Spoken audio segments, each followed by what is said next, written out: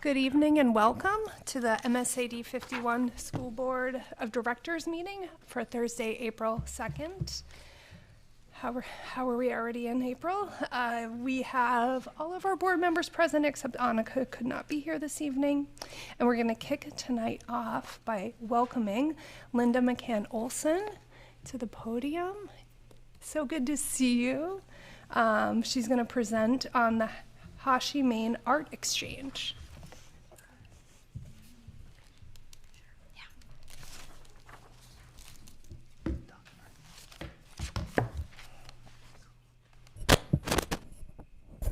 Thank you, everyone, for welcoming me to give you a little update on Hashi.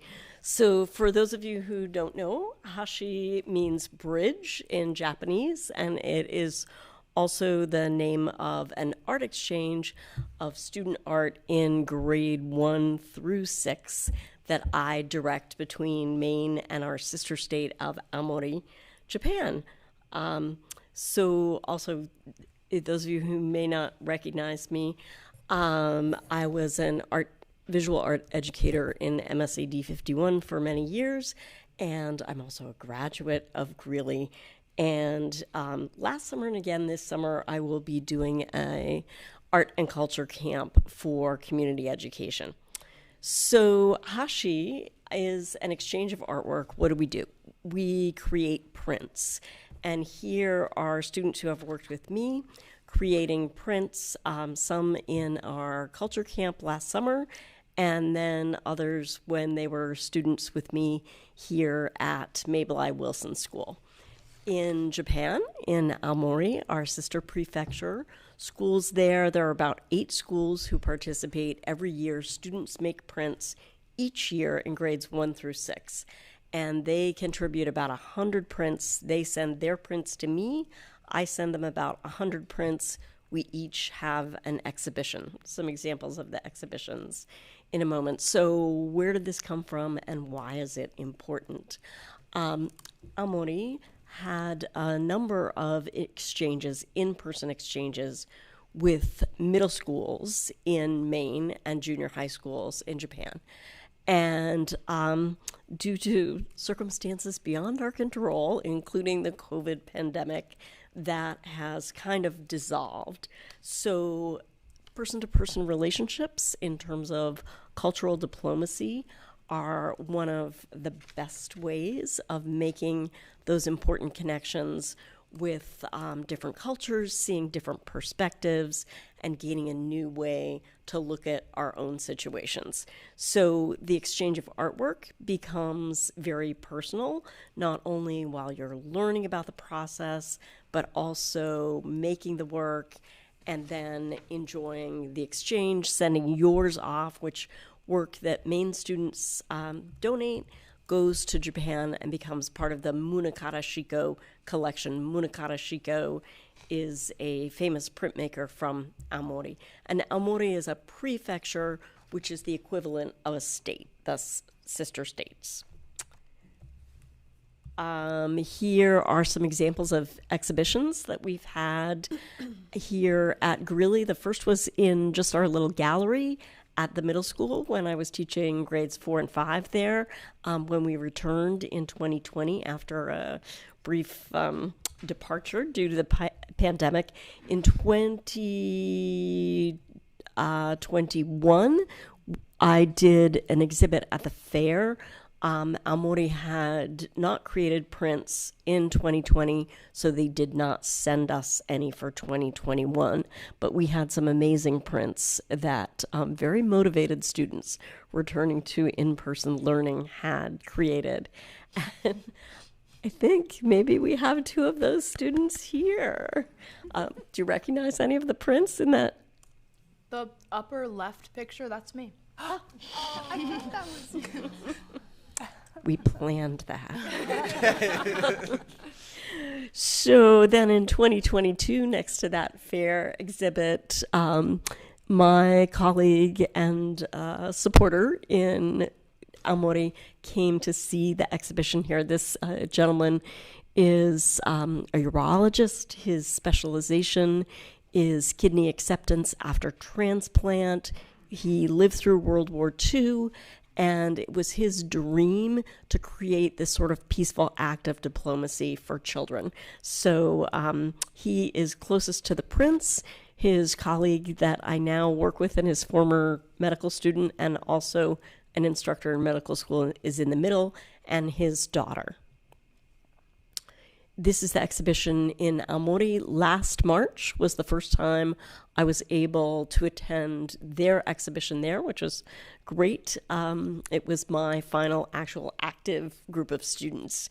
And we had a wonderful celebration with 8 principals who have donated prints over the years, a couple of the other leaders that I work with, and visiting artists. So what next? It's a challenge to get elementary art educators to create prints with children. It's messy, it's involved. I am working with the art education department at USM and Hirosaki University to create a little deeper relationship with the art education students to help plant the seed of the exchange. In the lower middle, you can see my colleague Eriko Sato visiting me. She's a art education professor and researcher. Just above that, she wanted me to visit the faculty lounge, absolutely lovely little historic building on the campus. The top right photo is Leah Bootwell, a former Greeley grad who's an art education student at USM. She also works in the gallery, and she volunteered to give us a tour at USM. Dr. Seto was here for an occasion I was giving a workshop for educators to help create interest and participation in Hashi. So this is a student group from my culture camp last summer, and then I'll be doing that again this year, the last week in July. In May, actually it will be going up next week, but the celebration will be May 1st at the Portland Public Library in collaboration with the First Friday Art Walk. There'll be an exhibit of the Hashi prints, both from Japan and prints that were made by students here. I will make sure that a list of those students gets to the office. I believe they're between 6th and 8th grade now, but I would like them to know that their prints will be on exhibit there. I was just recently featured in the Union of Maine Visual Artists, an article about how this interest, thanks to my inquisitive students in East Asia, materialized, and my involvement with the sister state relationship.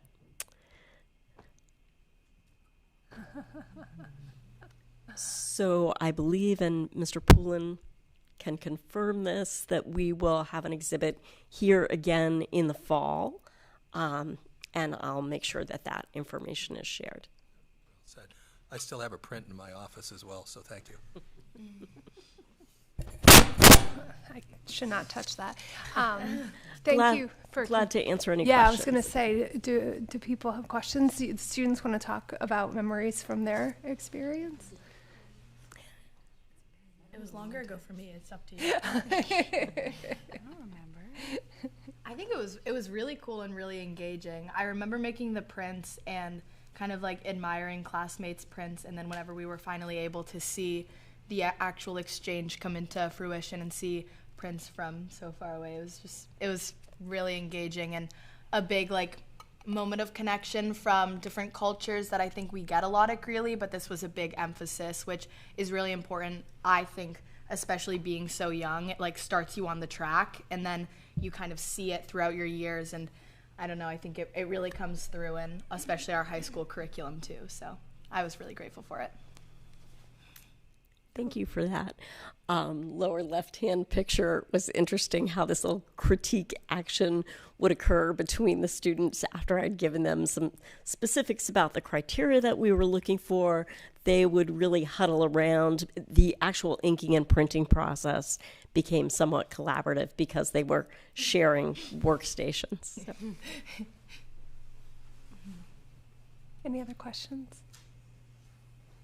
I just want to say thank you for all your dedication over the years. You've been an art teacher, or were an art teacher for a very long time, and it's great, and it was a great part of the community. So thank you for everything you do. Thanks, Sean. I really appreciate that. And now my endless sabbatical of cultural diplomacy goes on and on and on.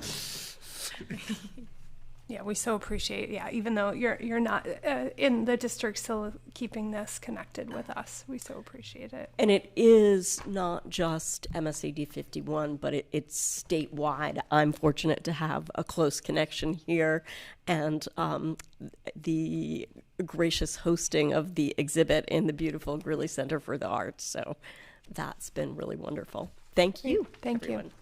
Have a nice evening.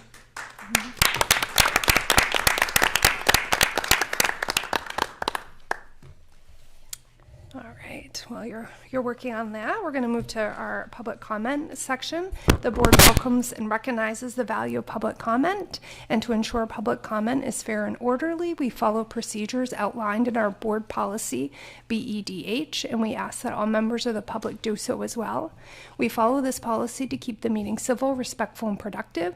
We also hope that this allows for all community members who would like to speak to be heard. I also want to mention that public comment is one of the many ways to connect with the school board. While the format of public comment at the board meetings does not provide for back and forth with school board members, we offer many other options to do so. If you ever have any questions or concerns about the school or district, please don't hesitate to reach out directly.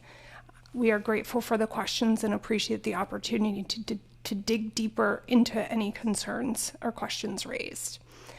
All of our board member emails are available on the board website, and please always feel free to reach out. For public comment tonight, I'll use the sign-up list. Residents and staff members will be given priority. Our policy allows for 30 total minutes, and I will use the list to welcome speakers to the podium. We ask that speakers use the podium when making comments and speak into the microphone. Comments by individuals are limited to a maximum of 3 minutes at a meeting, and a clock will be visible on screen to help keep track of time. After 3 minutes, the timer will go off, and I ask that your comments to be wrapped up. Please state your name and town of residence before beginning your remarks. And lastly, please keep comments respectful and civil. We are neighbors here. Let's all be kind, and that includes members of the audience. Please do not interrupt or respond to speakers' comments. Comments should be addressed to myself as the chair, and please do not direct comments at or about individuals in our schools or communities. I will stop any comments that are contrary to that. And I will welcome our first public comment from Derek DePaulo. Welcome.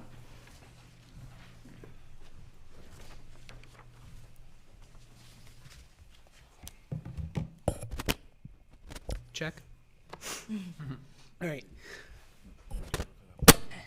Thanks, Gary. Good evening, everyone. I am Derek DePaulo Jr., a freshman here at Greeley High School. I am also the Master Counselor of Knights of the Sun Chapter, Order of DMLA. I am also, I'm here to present my upcoming fundraiser for Guinea Reeds.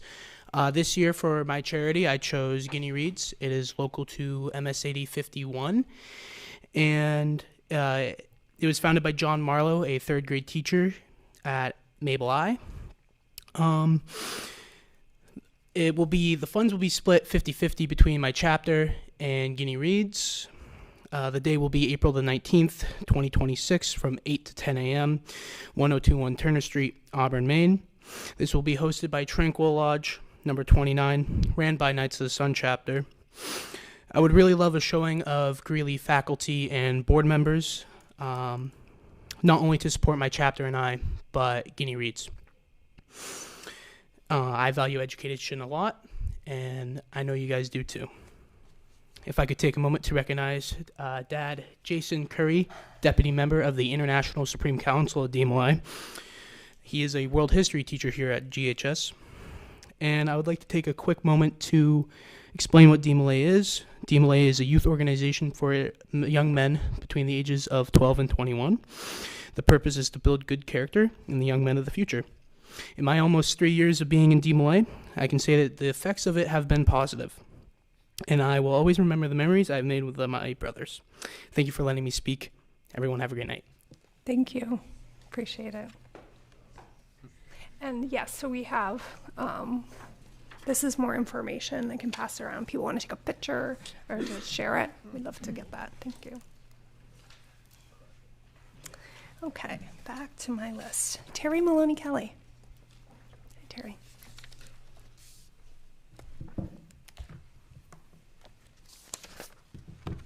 Good evening. Terry Maloney Kelly, Cumberland. I want to share words written by a resident of Wyndham, given by permission, that captures my advocacy over the past decade. This was posted on the Cumberland North Yarmouth Taxpayer Advisory Facebook page and on our website. And we called it Same Views from Another Town.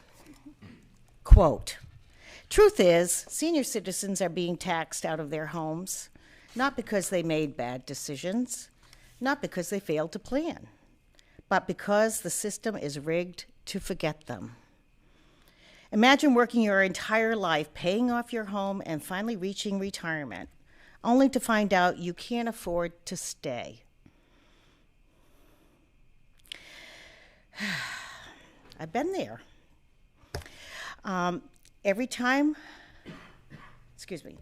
What's happening is happening across the state of Maine, in our own community.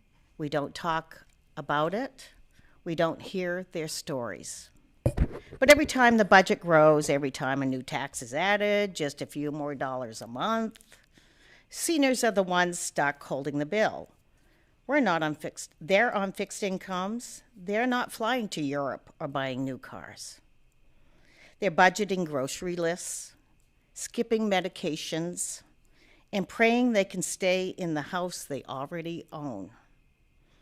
Some are veterans, some are widows, all of them are humans. And yet property taxes continue to climb, 8% here, 6% there. It adds up fast. It's not just a tax. To them, it's the difference between security and eviction. It's called property tax. But for too many, it feels like an eviction notice disguised as a bill. This isn't about left or right. It's not about being for or against schools. It's about fairness, compassion, common sense. If we can plan new buildings and programs, we can plan to protect the people who built these communities in the first place. Let's start talking about it. Let's start standing up for them. Because no senior should lose their home after they have already paid it off. Not now, not ever. End of quote. The work you are elected to do is hard, and thank you. I sincerely appreciate the school board members who are standing up, who are actively engaged, asking the hard questions, requesting more information, and seeking lower options for consideration. You need to hold firm, demanding the financial information you need to consider as a decision maker. You cannot affect the impact that's trickling down upon us all, but you do have a financial impact on the lives of all taxpayers in Cumberland North Yarmouth. This is about fairness, compassion, common sense, and compromise. Please keep your community in mind as you work through this budget season. Thank you. Thank you, Terry. Appreciate it. Rich Parento.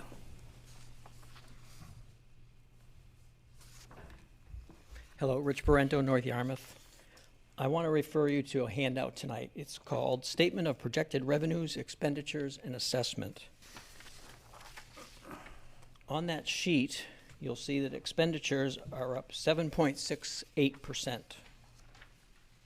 53 million in fiscal year 26, 57 million in fiscal year 27 for an increase of $4 million. I'm rounding. However, the cost to taxpayers is up 11%. In the lower section, you see that in the 2025-2026 year, the towns contributed 36 million to the school, and in 2026-2027, that is up to $40 million. That's a $4 million increase, but $4 million on a base of $36 million. So the effect to taxpayers is 11%, not 7.68. That's due to a disconnect in state funding. State funding has not kept pace. So as the school costs have increased, the state funding didn't increase. An 11% increase to taxpayers is a big pill to swallow. An 11% increase may result in a no vote. And then you'll be backed into a corner.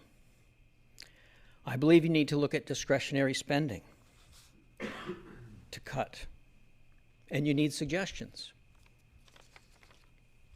Here's one suggestion. We have an IB program that may have significant costs, and it serves a very limited number of students. I urge you to look into the savings if this program were eliminated. Other similar programs, you have to look at the discretionary spending that you're doing, these extra programs, and evaluate if the towns can afford that anymore. 11% is a scary number. Thank you. Thank you. Next up, I have Meredith Kerner. Thank you.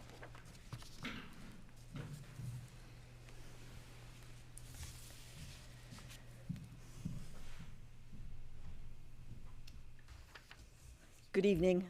My name is Meredith Kerner, and I live in Cumberland. So my story is we bought land here in Cumberland in 2016 and have been residents here since 2018.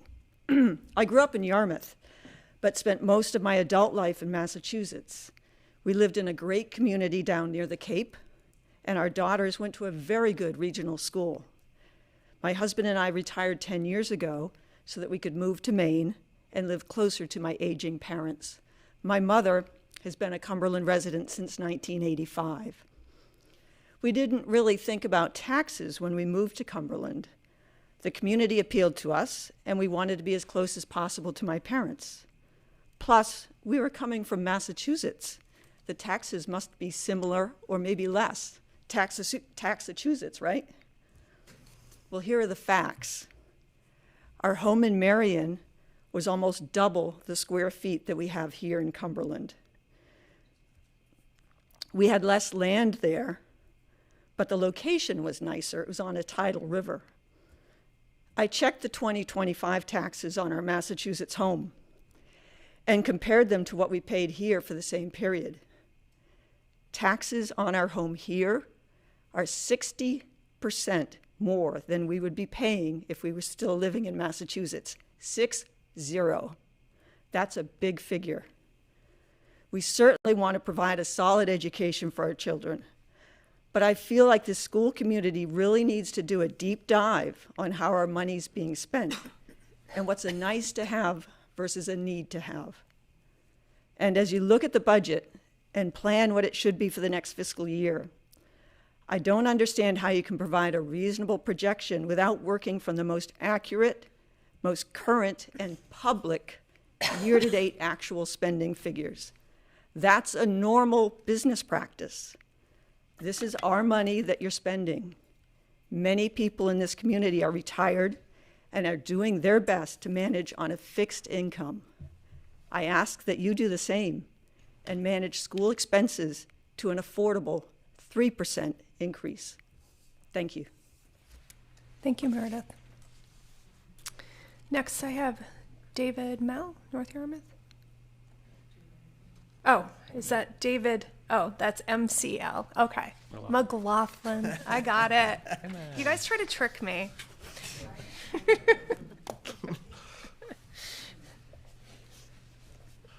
I wasn't planning on talking, so it's pretty much off the top of my head. I don't think it's any surprise that, costs are a real issue. We're going up at quite a bit times what the inflationary rate is.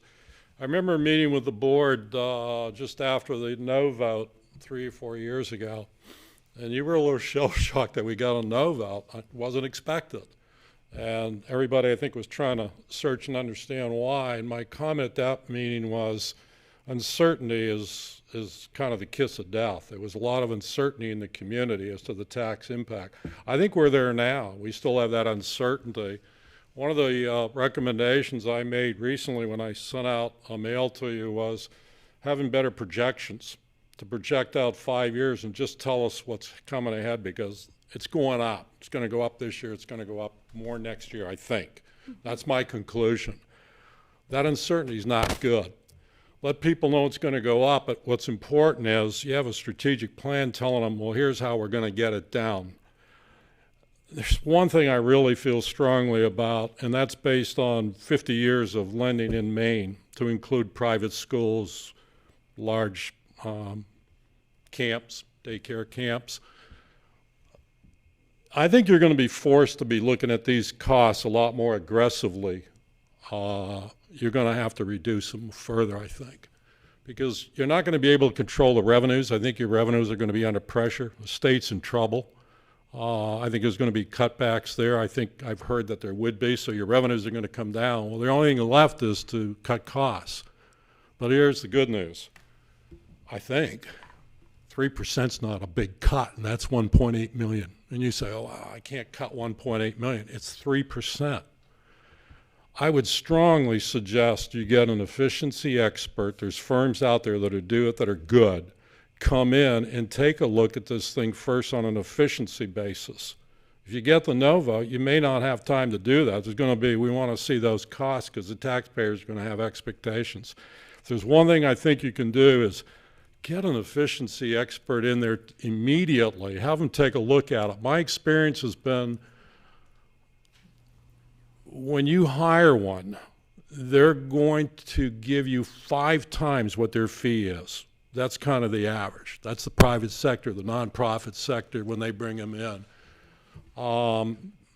Plus, you don't have the time. You got to run day-to-day operations. So in closing, I would strongly encourage that you take a look at an efficiency expert, number one, and number two is try to think a little more about taking the uncertainty out by providing budgets along with a plan. I think that would go an awful long way, but those are my thoughts for the day. Thank you. Thank you, David. Yes. And Shirley, did you sign David up? You're next. Oh, thank you. Knew it. Well, I just found out I'm hard of hearing, by the way, so that's my excuse along with that. Thank you. Good evening, Shirley Story King, Cumberland. Thank you for your time. I appreciate the difficult work you are doing and wish you courage to continue. I'm here tonight once again to ask that you do everything in your power to bring the school operating budget increase as close to 3% as possible. 3% reflects the cost of living. Current estimates put wage growth for Mainers at about 3.5% in 2026, slightly lower than last year. That's the reality taxpayers are facing, and the budget should reflect it. Let's be clear. Controlling spending is not the same as cutting the budget. Thoughtful restraint is responsible governance, not reduction for its own sake. Please don't conflate the two. I was concerned by a discussion at the last finance meeting about shifting FY27 expenses into the one campus budget. That is not a reduction in spending. It's kicking the can down the road. I urge you not to take that approach. I skipped a line. I urge you, okay. And with regards to new construction, I ask that you insist on full transparency around any potential change orders, including clear upfront cost estimates. Finance and facility members should be meeting regularly with project managers. Change orders must not occur in a vacuum. I have spoken to you before about the narratives you should be challenging. I'll not repeat those tonight, but I will ask the entire board to keep the broader impact front and center. At your workshop just a few weeks ago, you were presented with a budget projecting a 7.68% increase in expenditure. As Mr. Parento pointed out just a couple minutes ago, that translates to an 11% increase for Cumberland and an 11.2% increase for North Yarmouth. Before you settle on a percentage ceiling for the operating budget, find out what that number means, not only about the impact to programs and services, but the impact to our towns. Those are not abstract percentages. They represent real dollars. Approximately $2.9 million more dollars from Cumberland taxpayers and $1.1 million more dollars from North Yarmouth residents. As you deliberate later this evening, please be mindful of the total burden being placed on the people you represent. And then, thank you. And I have one question. Are emails to the board made public record?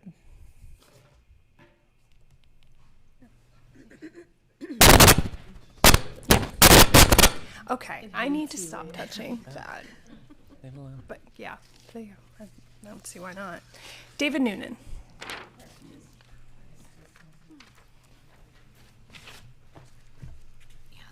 Dave Noonan, Meadow Lane in Cumberland. So I'm just going to talk about budgets overall. So I've been a manager, salaried manager in retail establishments, big box, small box, whatever. All budgets have something in common. So when you think about payroll, it's allowed dollars or hours, right? So it's based off those two things. Sales budgets are goals of total revenue, right? So it makes sense. If you're owning a business, you have to kind of come within those things. So if we look at MSAD 1 as the business end of it, so I'll just speak here. I've had many budgets to meet and stay within. These budgets are corporate driven, however, for what I've had. However, they have all had one thing in common. They have actual numbers that they are based off of, not estimates, not prior year estimates, they're prior year actuals. So something else that these budgets do is balance out at the end of a period, say a year.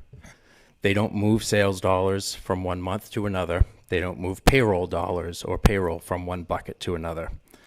So why am I talking about these types of budgets? Because our school budgets aren't based on prior year actuals. They're based off of estimates. It's right in the form that was handed out tonight. But just the prior year's budget. This is the only place I've seen a new budget created off of prior year estimates, not actuals. This is not the way a fiscally responsible business runs. Some of you guys are business folks, and I'm sure that you wouldn't run yours that way specifically. The stockholders of a publicly traded company wouldn't stand for this, and as taxpayers, we should not have to stand for our schools to not be able to have a budget process that runs off prior year estimates or actuals, not estimates. Thank you. Thank you. Pat Holtz.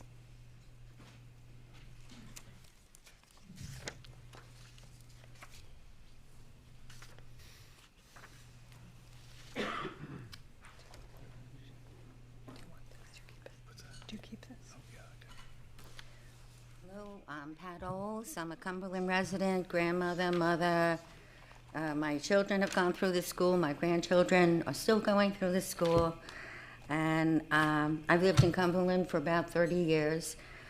I'm not going to go into all of the smarter money things because I try to understand the reason I got involved in coming to your meetings and going to town meetings is because I live by myself and I don't really know how much longer I can sustain being in my house. I want to be here, but my wants and what my needs are of paying for my everyday life are probably not going to at one point coincide. Anyway, putting that aside, one of the things that's stuck in my head, and I'm not a big numbers person, but and I thought it was called the fun money. I don't think that's what it's called, but that's what it sounded like. Yeah. That's not okay. That is definitely not okay. That made me angry to a point. I can't know how I'll pay the rest of my taxes in September, and to hear that there's a little bundle of $7 million sitting someplace. Come on. That's not okay. Anyway, that's that part of it. But now I have what my suggestions would be, and they're simple ones. You should be selling season passes to all of the athletic events. It doesn't have to be through the boosters or anything else. Get that money into the schools. Increase your class sizes and lower your staff. I know I'm like ancient. It was 53 kids in my class, and I think I made it. 18 kids in a class isn't going to kill anybody around here. I agree with the IB program being canceled. It was started for soldiers, which I just recently learned, when they were overseas. So when their children came back, they could be integrated into this system. These kids don't need that. They can go with 8B classes. They're smart kids. It'll get them as far. They don't even know that they have their diplomas in that until after they graduate and are already accepted in colleges. Anyway, I think with the schools that are closing in Maine, we really ought to go and visit. See what they have, supplies, furniture, whatever, buy it. And then reduce those costs for us. See what we have that we're not using and sell it. I know that there's a little gray area in there for people to sell school supplies and whatever. Somebody out there wants them. Get rid of them. We don't need them. Look at your bus routes. Okay, kids might have to be on a bus 15 minutes longer. Well, they'll be okay. Try to consolidate a little. You see the buses around here. There's 8 kids on a bus. This big bus. And you see the pickup lines for the children getting picked up. So something's weird in there. You got to look at it. Figure it out.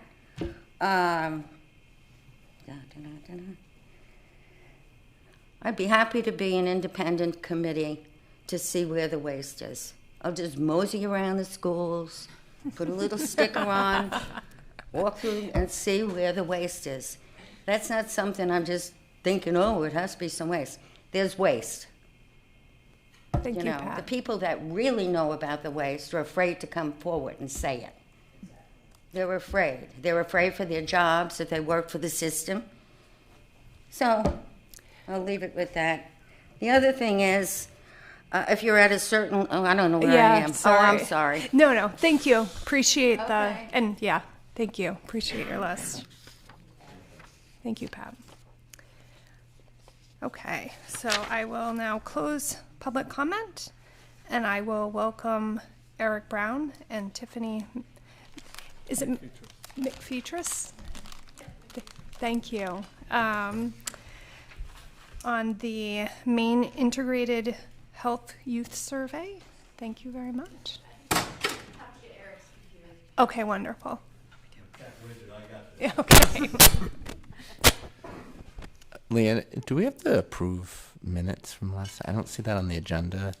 The minutes are not done. They'll be done for the 15th. Okay, good. See, okay. I'm filling in for Hanukkah right? tonight. Pay attention to detail. You good? Awesome. Thank you. Oh, I need to stop touching it. I just can't help myself. All right. We're ready to talk statistics. Thank you. So, people love this. So the Maine Integrated Youth Health Service, we'll call it the MIHAS, because that's a lot of words right there. So again, I'm Eric Brown. I'm the Risk Assessment Mental Health Specialist for the district. And this is my esteemed colleague. I'm Tiffany McFeatris. I'm a social worker here at Greeley High School. So a little bit about the Maine Integrated Youth Health Service, the MIHAS. It's been administered every 2 years since 2009, and we just had a recent survey with our students in 2005, so just this school year, and the last one would have been 2003. It's sponsored by Maine DOE, DHHS, and the CDC, so it bridges basically academics and the health of our students.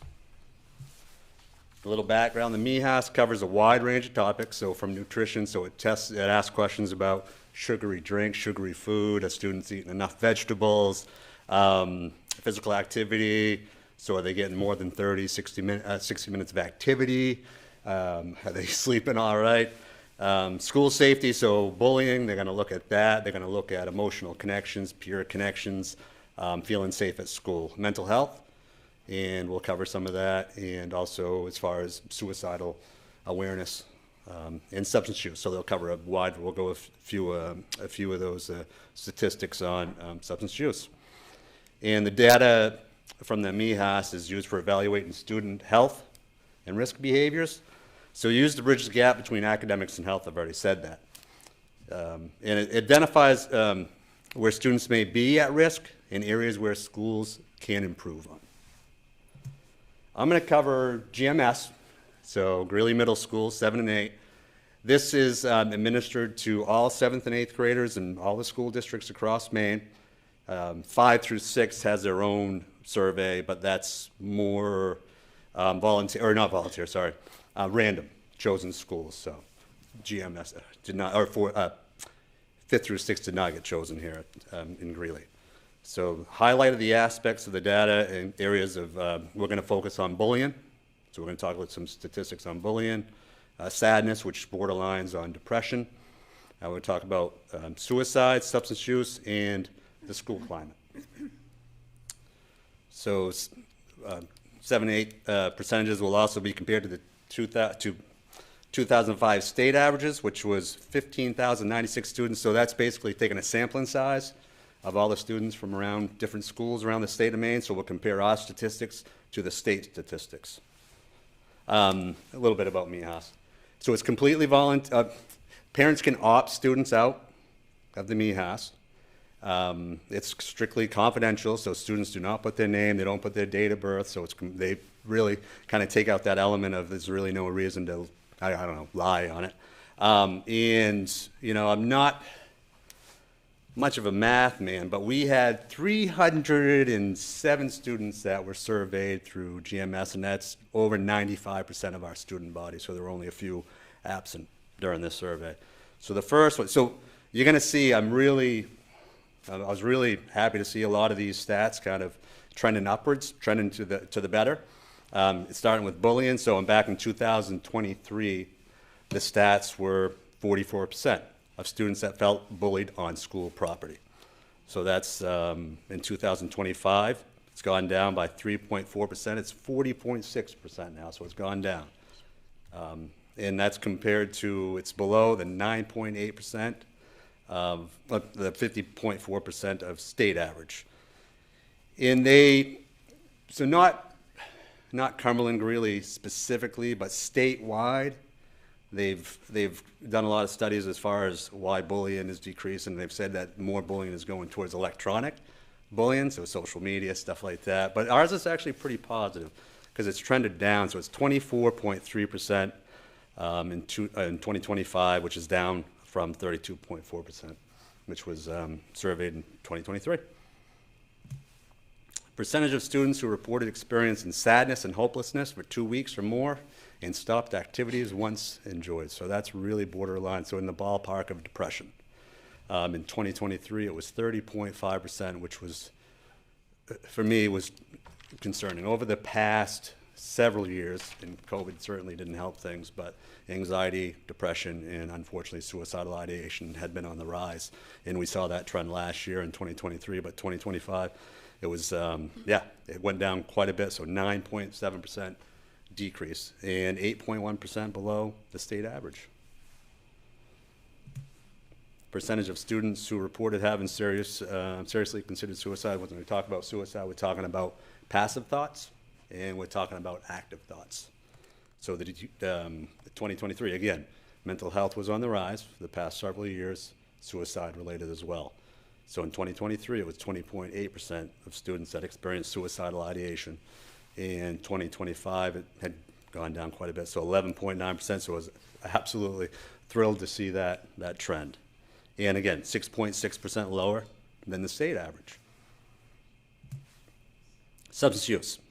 So have you ever had a drink of alcohol other than a few sips? So this is a lifetime use. So has a student, middle school, 7th or 8th, ever had a drink of alcohol?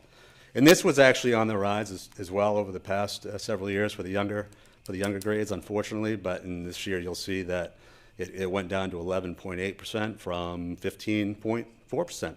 So a decrease in 3.6%, which is 1.7% lower than the state average. And then as far as the last 30 days, have students had a sip of alcohol, it was 4.5%. And parents and caregivers are really doing a good job as far as putting that message out there that any alcohol use is wrong. So students felt that their parents or caregivers view their drinking as wrong by 96.1%. So the message is positive, it's out there. Percentage of students who reported, again, marijuana use has been on the rise as well, but with these stats, so in 2023, 3.7, it's gone down, 2.7% by 1% decrease, and 4.1% lower than the state average of 6.8%. And then, so that's in the lifetime. And then the last 30 days, NR percent means the statistics were so low that they don't highlight them. So, and then parents, caregivers view as any marijuana use is wrong is 97.4%, which is really positive. I wasn't sure if I wanted to put this one on there. Not because of the stats are concerning, but because I think it's a confusing question to 7th and 8th graders because they may view pain medication as Tylenol, they may view pain medication as ibuprofen, things like that. So they may be confused by that. So, but it startled me a bit to see the increase in this. So the state of Maine has a huge opiate epidemic anyway.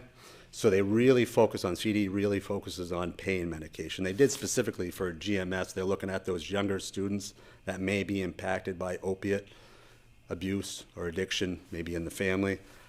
So yeah, startling, it was up to 8.6% of students that have used pain medication without a doctor's prescription, which was up from 6.3%, so 2% higher when compared to 2023, which is higher than the state average. Now, so the last 30 days, so this is one question they singled out was the pain medication. The next question was medication and also your stimulants, your Adderall, your Ritalin, your central nervous depressants, your Xanax, Valium. Again, they lump pain meds in there. So have you taken any of those in the last 30 days? And again, 4.2% is a concerning number that we need to pay attention to, but it went down this school year, but 0.2% higher than the state average. So research suggests that students maybe use prescribed medication because they believe that it's safer. It's made by a doctor, it's made in the laboratory, and it's in the accessibility of medication. So it could be in the household, it could be in a medicine cabinet. So something we just want to be mindful of and pay attention to. Percentage of students who reported having smoked cigarettes in the past 30 days. This has been trending down for years, which is nice. And NR is basically it's statistics again so low they don't report it. In 2023, it was 1.8%, which is a decrease in percentage of students who reported having smoked cigarettes, lower than the state average, 1.6. And percentage of students who reported having used an electronic vaping product in the past 30 days. So this is specifically for nicotine vape. And the decrease, again, is over the last 30 days by 2%. So, and 2% lower than the state average. Percentage of students who reported offered, sold, or given alcohol and drugs, we've seen the trending down as well by a significant number, so 2.6%. 3.2% lower than the state average. And percentage of students who reported feeling safe at school. So this is not only physical safety, this is also emotional safety, feeling connected to your peers, feeling connected to your teachers. Bullying, which we saw was down, so this is all that. Again, it's up a little bit, but 86.9% is a great number for percentage for students who feel safe at school. Increased by 0.2% and 6.2% above the state average. I found this to be an interesting stat. This went down quite a bit. this school year. So percentage of students who answered that at least one of your teachers really cares and gives you help and support when you need it. So in 2023, it was 73%. In 2025, it was 66%, so 7% lower. And I did a little research on this, so I can't speak for Greeley specifically, but statewide, they say some of the reasons it's gone down quite a bit, and some of the reasons because we've become more of a digital age, so more schoolwork done on laptops, and it's taken away that kind of personal connection between a student and a teacher.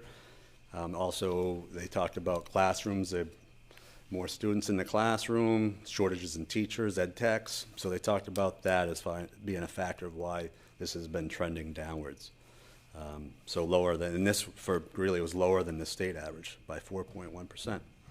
And same with parent caregiver, asking about their school day, which in 2023 it was 88%, and this year it's down 83.6%. And they talk about, this is also has to do with electronics. It's easy to check Power School. It's easy to check a student's grades through digital means instead of, and that takes away that face-to-face kind of check-in of, how was your day? What'd you do today? Where you can just go, and I'm guilty of that because I have 2 boys here in the district where it's easy for me to just go look at a Power School and see what their grades are at. So, but fortunately, it's 2.1% higher than the state average. So positive highlights, the majority of our students feel safe in our schools, including a decrease in feeling bullied at school. The majority of our students identify protective factors of teacher, I'll get to that later, teacher and parent, caregiver, self-reports of persistent sadness, hopelessness, as well as thoughts of suicide have decreased significant percentages, and a decrease in reported use of marijuana, vape, and cigarettes, and alcohol. Areas of concern. So I want to pay attention, or we want to pay attention to the prescription pain medication, as well as just other medication. Overall, there's been an increase in that. And areas of concern is obviously the teacher really cares about me, as well as parent caregiver asks about. Those were both trending downward, so want to make sure we're paying attention to that. Those were areas of concern. All right. You ready? Yep. So, yeah. Again, I'm Tiffany McFeature, social worker here at Greeley High School. And I'm going to hit similar data points that Eric did, but just the information that I'll be providing will be speaking to information collected from our students here at the high school versus the middle school.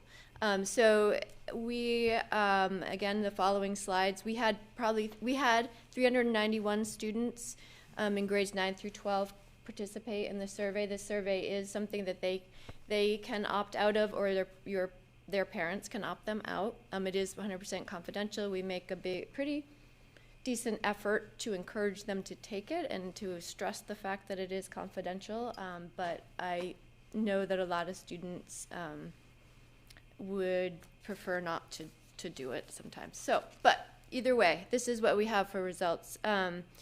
So in the slides, I'm gonna highlight similar aspects that Eric did, and that would be in the areas of bullying, depression, suicide, substance abuse, and school climate. And I will also compare Greeley High School's averages to state averages as we go through. So again, I start off with percentage of students who reported being bullied on school property. You can see that in 2023, 19.4% of Greeley High School students reported being bullied on school property, and in 2025 that number went down. I will say that this decrease, however, it's generally trending in the right direction, but it's not a statistically significant decrease. And really what we mean by that, so if a difference between two numbers is statistically significant, it means the difference is not likely to be explained by random chance. So in this instance, it is not statistically significant, so it could have been explained by random chance. So just something to keep in mind as we go through the numbers. So when we're looking at the state average compared to Greeley's numbers, we can see that Greeley actually is below the state average by 6.1%, and that is a statistically significant difference. So we are having less students report being bullied than on average in the state. And when we look at being electronically or experience electronic bullying, our numbers, there is a difference, but it's not enough for it to be statistically significant. And this slide is looking at the percentage of students who reported experiencing sadness and hopelessness for 2 weeks or more and stopped activities once enjoyed. And again, we're thinking about the symptoms of depression, and you can see that our numbers have gone down since 2023. We went from 29% to about 26%. And while this is a decrease, again, it's not a statistically significant. For some reason, that is a mouthful for me. Change. We are also, Greeley students reported 1.5% below the state average. Again, the number is not big enough for it to be statistically significant. Which really means we're just sort of in line with what's being reported across the state. So in this slide, we're looking at the percentage of students who reported having seriously considered suicide. In 2023, we had about almost 20%. In 2025, it is down to 12%. That is a 7.4% decrease, and that is statistically significant, and that is a number that is really nice to see as a mental health provider in the community, in the school, not the community, in the school community. It's very nice to see, and it is something that, as Eric mentioned, was on the rise after COVID. It's nice to see those numbers start to come down a little bit. And we are very similar to the state average. So we're in general, we are trending down across the state. Well, the next few slides, we'll look at some substance abuse numbers. This one is comparing, have you ever had a drink of alcohol other than a few sips? So that's lifetime. So in 2023, 48.7% of our high school students report that they had. In 2025, it was 49.6%. That's not a big difference, so we're pretty much just sort of staying the same in the number reporting. Where the difference lies on this particular question is between the state average and 2025 and Greeley's students average in 2025. So our students here are reporting 9.1% higher than the state average, and that is statistically significant. And it's similarly the last 30 days use. So that is, the question is, have you had at least one drink of alcohol in the last 30 days, essentially? And our students report, 26.5% of our students are reporting yes, versus the state average, which is 16.5. So again, we're statistically significantly higher than the state average there. This slide is comparing the percentage of students who reported having ever used marijuana. In 2023, about 30%. In 2025, we have about 27%. There is a decrease there. Again, it's not a big enough decrease, so essentially we're sort of staying the same as we had a couple of years ago. And when we compare to the state average, we are right in line with what's going on across the state as far as ever having used, and then also, again, having used at least once in the last 30 days. Oh, yep, I did change the slide. So in this slide,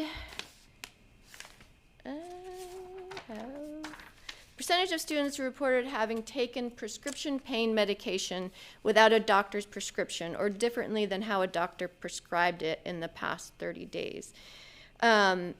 I don't know if we didn't have, I would have to look back at the survey. I'm not certain if the high school didn't have the same question about the, particularly the pain medication, but it was not highlighted in our report that we were given. But this question is asking about prescription drugs in general. In 2023, 4.5% of our students said that they had, in the past 30 days, used prescription medication without a prescription. In 2025, 3.9%. The decrease is slight, again trending in the right direction, but essentially statistically it is insignificant. So we're kind of just staying the same there, and we're right in line with the state average as well. So this slide is looking at the percentage of students who reported having used a vaping device in their lifetime. 2023, we have 24.5% of our students reporting yes that they had. 2025, we had 21.7% of our Greeley High School students reporting yes that they had. There is a decrease, but it is not a statistically significant one. So again, I think we're sort of our usage, or at least our reported usage, is staying pretty similar. We are lower than the state average by about 4.4%, but it is not enough of a difference to be outside of the possibility of just random chance. So this question is looking at the percentage of students who reported being offered, sold, or given alcohol or drugs on school property in the last 12 months. In 2023, it was we had 16.7% of Greeley High School students reporting that they had been. In 2025, we had 15.1%. It's a small decrease. And it is, so again, it's about staying similar. It hasn't really changed over time, over the last 2 years. We are slightly higher than the state average, but it is essentially we're right in line with what we're seeing across the state. And so a little bit more good news, I suppose, or uplifting news is looking at the percentage of students who reported feeling safe at school. In 2020, at Greeley High School in particular, in 2023 it was 89.8%, and in 2025 91.2%. So an increase, so slight increase. But when we look at comparing Greeley's number to the state average, the increase was 4.9%, and that was statistically significant. So our students are feeling safe in our schools, which is really nice to see.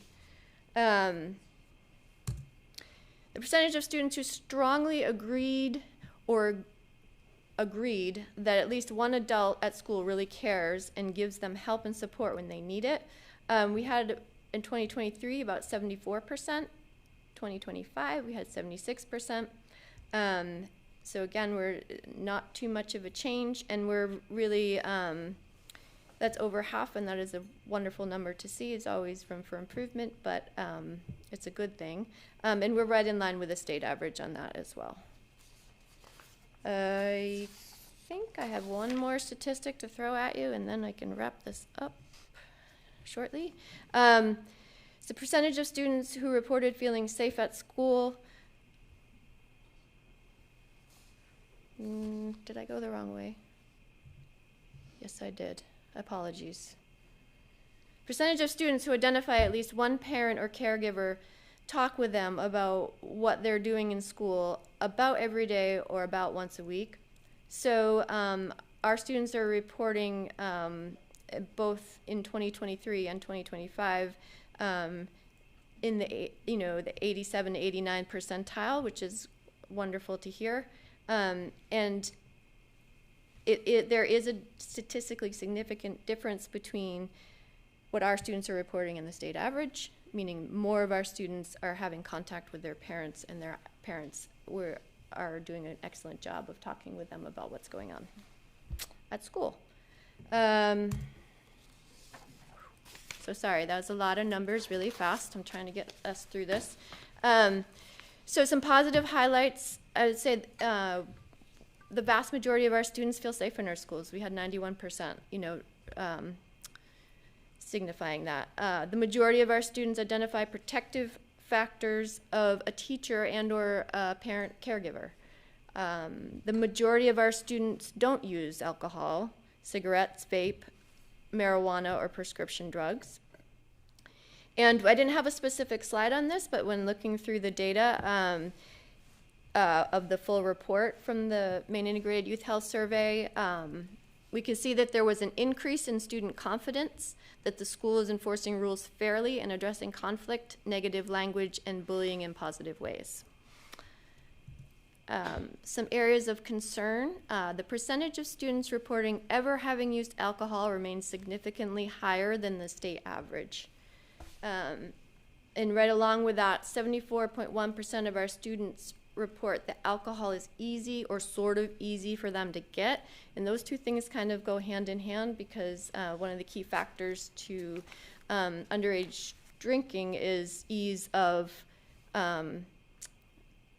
getting a hold of the alcohol. So if our students perceive that it's easy, or if it truly is easy for them, then that is going to be something that they're going to be more likely to participate in.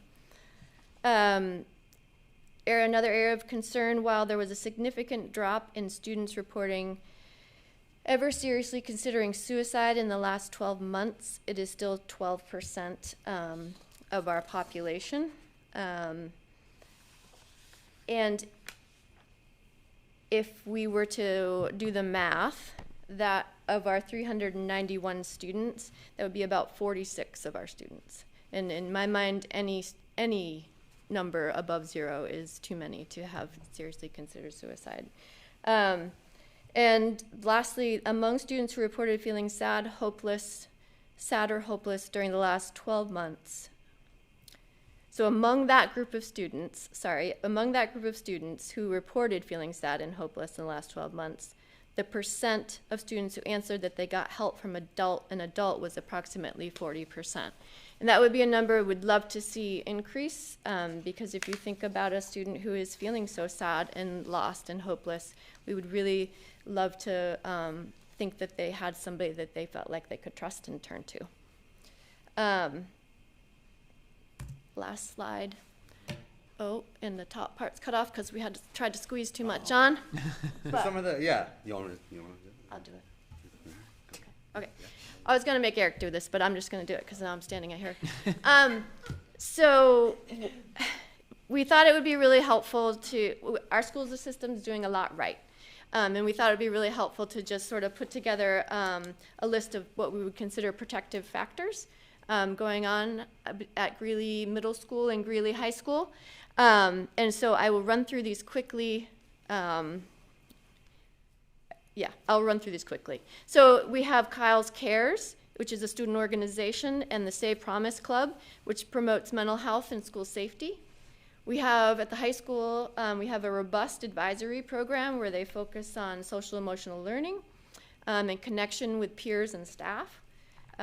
We have health classes offered in 6th, 7th, 8th, and 10th grades.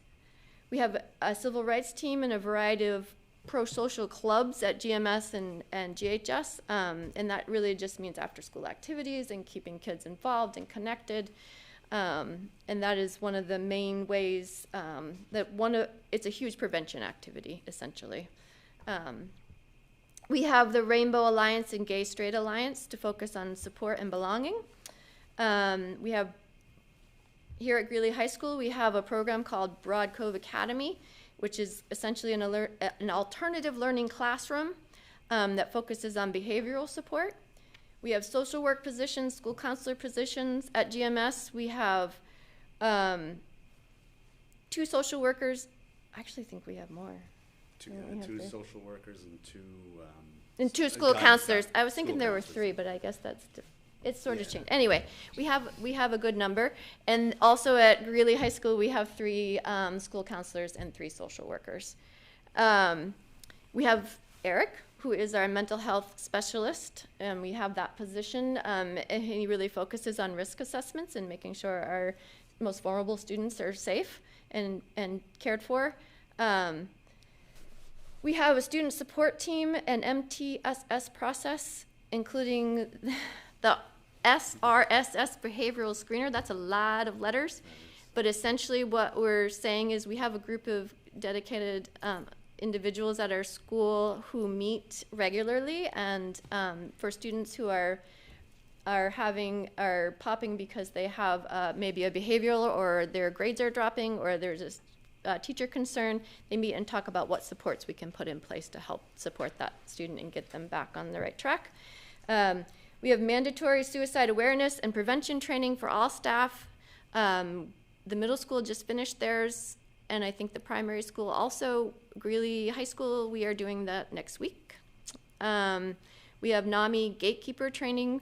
And this year, I think it was just this year. Yeah. We've had over 30 staff participate in that, and that is, again, it's a suicide awareness and mental health awareness training. We have Unified Basketball and Best Buddies Club, which focus on inclusion. There's restorative practices being used at the middle school, certainly at the high school as well. Managing conflict, repairing relationships. We've had a number of assemblies focusing on wellness topics, social themes. I think of specifically Kyle's Cares brought a couple of different speakers focused on breaking down the stigma around talking about mental health this year. And in our schools, we do focus on digital citizenship, teaching safety and responsibility.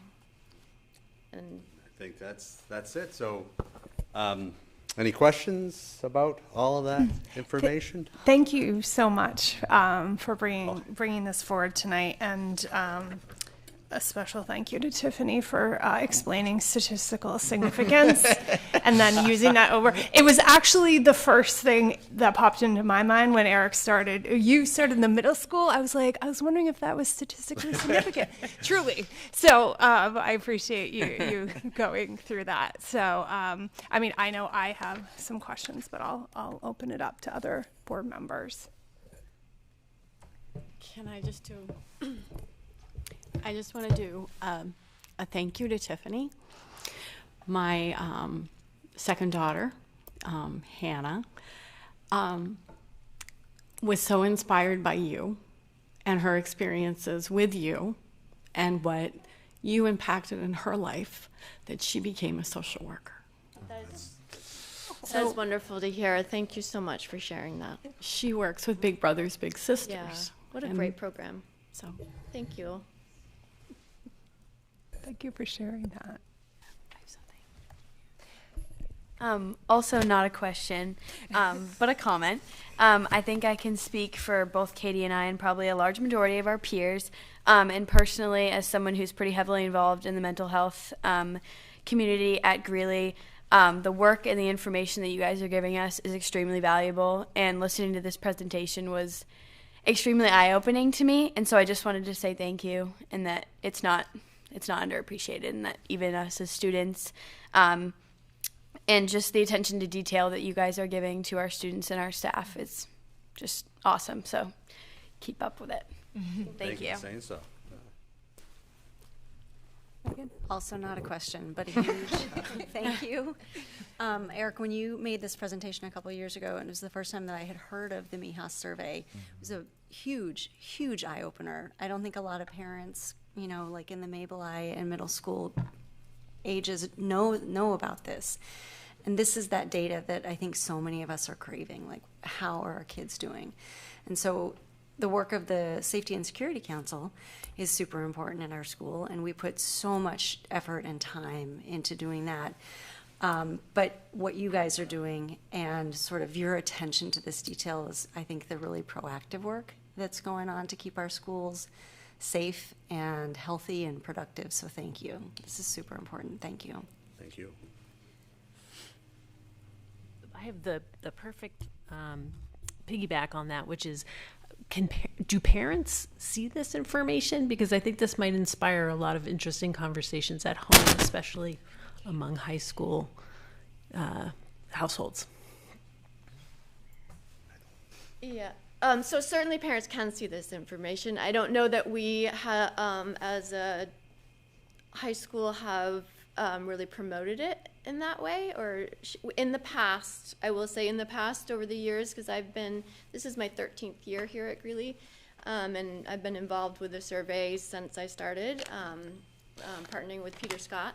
And in the past, we have done things with the information, try to get it out to the student body, or I feel like, I can't really remember exactly, but I feel like last year we may have, Carl Francis may have put some of that information in a newsletter, or access to it, or how to access, or if you have questions to see him. But in general, we could do a better job sharing the information, is what I would say, for sure. But and I do think we are more than happy to do that. Mm-hmm. We can also use, we have a recording of tonight, and so we can also clip out, like we could do the middle school one, do the high school one, and promote that as well. Yeah. And that's a terrific question. I'm embarrassed I don't have an answer for that.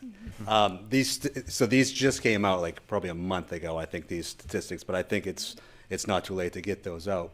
I've always looked at it from like an internal sort of, this is where our students at, this is where we should beef up this is what we're doing well, that sort of thing. But it's very important, I think, for families and to have this, a community to have this information. So thank you. We'll make sure that's no looked into. No criticism. Yeah. No, I don't take it. It should get out there. You're right. Yeah, I also agree with like school climate, especially knowing that I think if you could, like, I know there's a big emphasis on keeping it like anonymous, which of course I feel like that's why students really feel comfortable, obviously, because there's a lot of questions that, they can be sensitive.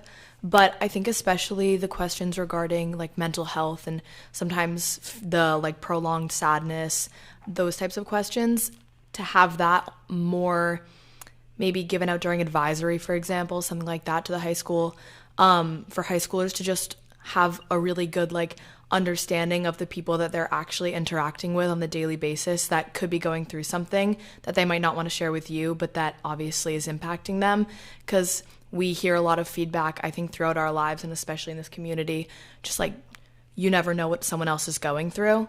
And I think seeing a statistic that really proves that could be really beneficial to the way that we interact with each other. Right. That's great. So I, like Megan, this was a pivotal presentation a couple years ago, and I remember thinking our kids are not okay, and thinking like it's only going to get worse. Like that's I think maybe coming out of COVID and kind of the pessimism. And then I look at this, and yes, some of them aren't statistically significant, but they were almost always lower. And I think there's something there, and I think we might feel that. One of the things that really came out to me was the connection with adults in the middle school in particular. And that is something that you would think would correlate with some of the decrease or improvement of numbers, depending on what it was, that you would see higher connections, but we didn't really see that. And so I think that could be a good, easy lift, like low-hanging fruit for us to focus on. But my question is more from the state side. Did we see similar trends lowering on the state side in terms of, it looks like that, but I'm not sure. Did you see similar trends of everyone across the state or students across the state, maybe we're doing better than we thought. Maybe the kids are going to be okay, and we need to like continue down this road, and what we're doing is working. Do we see this around the state? No. I think overall, if I remember correctly, I think the state's actually trending in a positive way as well. And if you look at some of the statistics, we weren't, some gaps were bigger, some gaps were smaller, but I think the state too is doing. I think there's just been more emphasis put on mental health, emotional health, social connections, and I think that's really kind of statewide, and a lot of school districts are doing that. So I think we're seeing the payoff for that sort of stuff. For years, so real quick, I worked for a medical facility. I was an integrated clinician there, and then my job was solely based on doctors, young people going in saying, oh, I'm having heart palpitations, I'm having backaches, and I'm having this. It was all anxiety, it was all depression. It was like, so the stats were just through the roof as far as anxiety, depression goes, as far as suicidal ideation goes, and I'm just thrilled. And of course, COVID didn't do anything to help that, right? It actually exacerbated it. And so I'm thrilled to see that it's starting to come down again. Or starting to come down, period. And I think that's statewide as well, as we're seeing that. Good. That's good. Keep up the good work. I'm very happy about that. Thanks. Yeah. Questions? So I was really concerned about that middle school number that you just referenced. And of course, tonight we continue to talk about our budget and our investments. I mean, this is what I really feel our budget is our investments in these kids, and what is the environment that we're investing in. And one of the things that we will be contemplating at the middle school is a continued investment in a certain model that has been happening with the classrooms and how they get teamed up. And we have some decisions that we're going to have to make around that programming. And I just get really concerned when I see some of the numbers with the connections at the middle school, and what we can do with our models for how we are creating opportunities for connection at the middle school.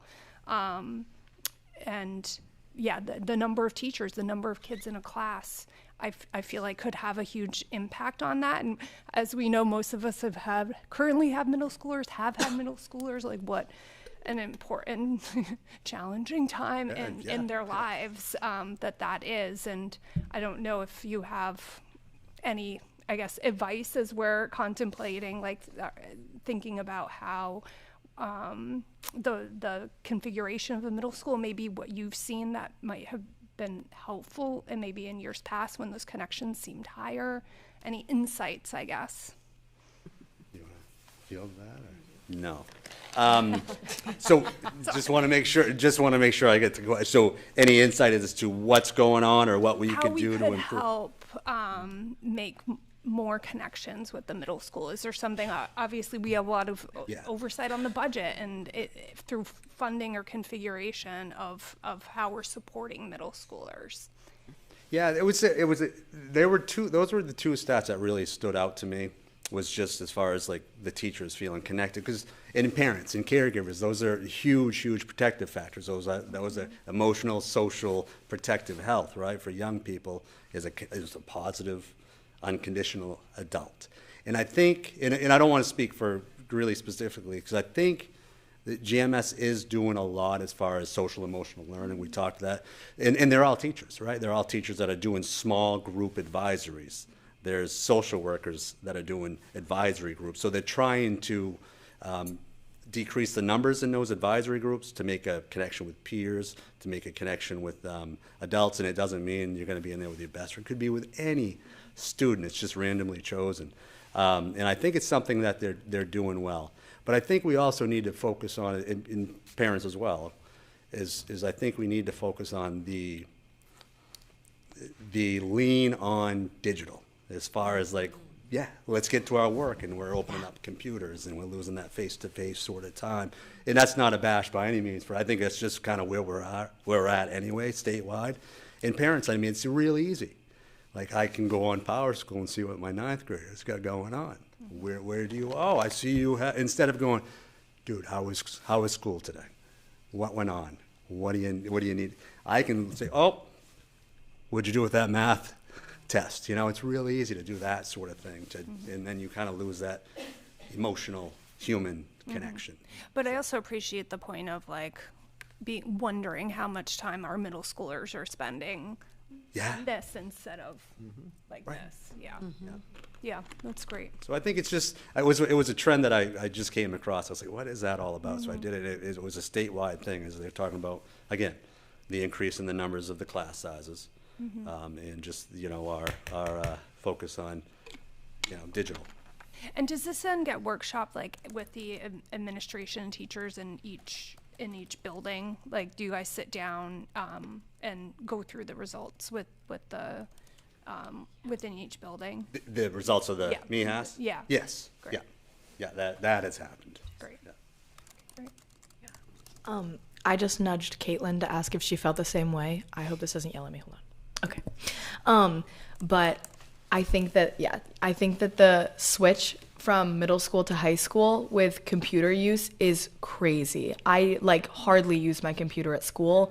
I use it for maybe one class a day, maybe two, to housekeep. But I do most of my assignments either on paper or it's discussion based.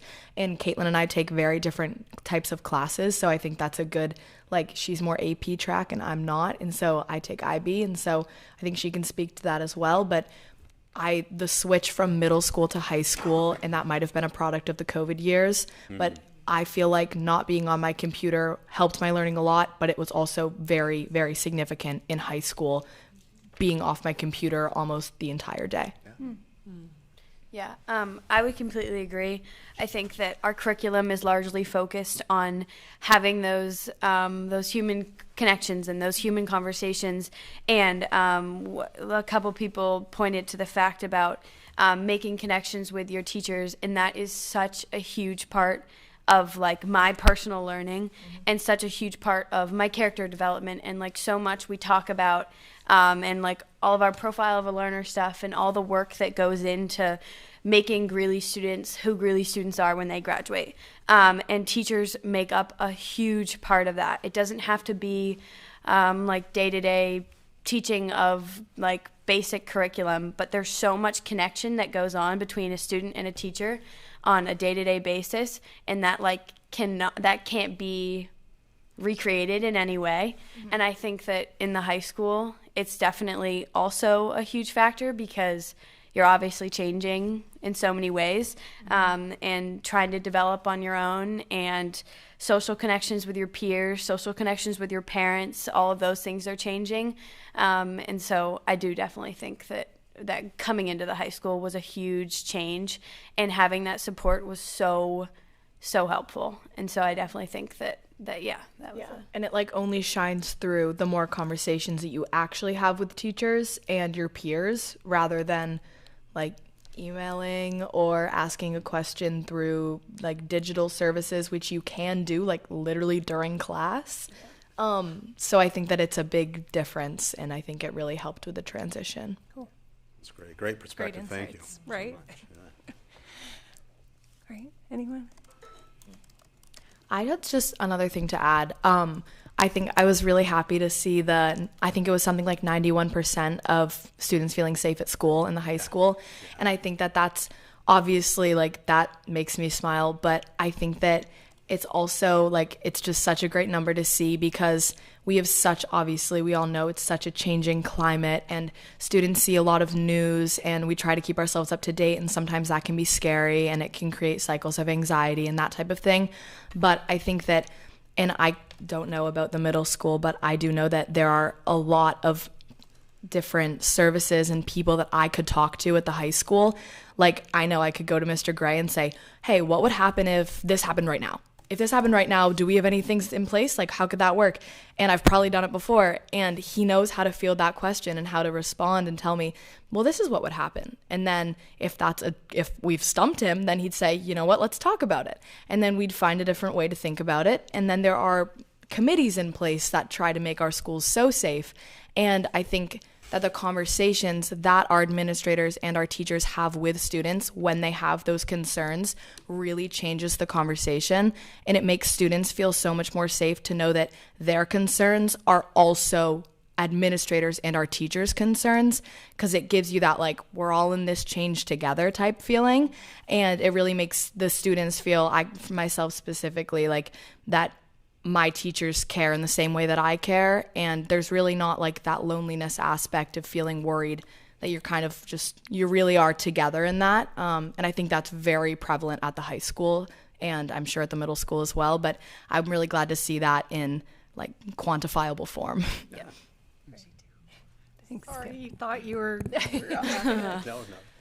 How, this is going to sound like such a basic question, but I think I'd just love to hear it stated out loud. How does this data translate to once a kid leaves high school, becomes an adult?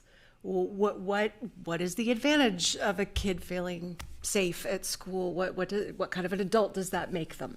Yeah, I don't know, the way I would answer this question, the way I'm gonna answer this question is, so there's so many different intelligences, right? And one of them is being smart academically, right? There's also the one that really tests for success is emotional intelligence, social emotional intelligence. So I'm hoping we're really kind of nailing that point where you know how to identify how you're feeling. You know how to manage how you're feeling.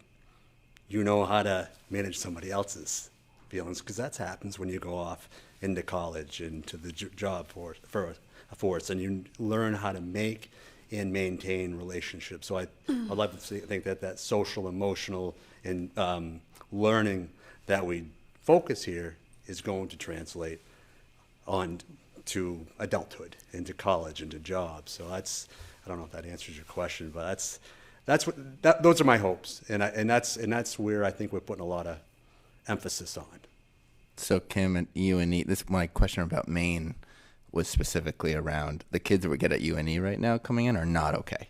And this is what gives me hope in that, I've been saying like, hey, we need to boost some of those supports, and maybe we still do, but it might not be as tragic as I thought. But the kids have very limited social emotional development compared to, let's say, 4 years ago, and the faculty all report it, our stats report it, and so like the more that we can do here and get ahead of it, it's a huge impact down the line, huge. So yeah, thank you. Well, it's not like I didn't know, but like I said, I just wanted to hear it said out loud, because it is tempting to think about, okay, kids need to come here and they need to learn math and English, they need to be able to write a paper, they need to be able to be critical thinkers, and there's so much to the social emotional learning that happens and that growth. And I will echo what you said, that takes a lot of staff members, that takes a lot of resources. And so it just helps, again, as we think about the budget, why that matters. Thank you. Thank you. Thank you. Really appreciate it. Oh, Thank you. all right. Thank you. Thank you. Yeah.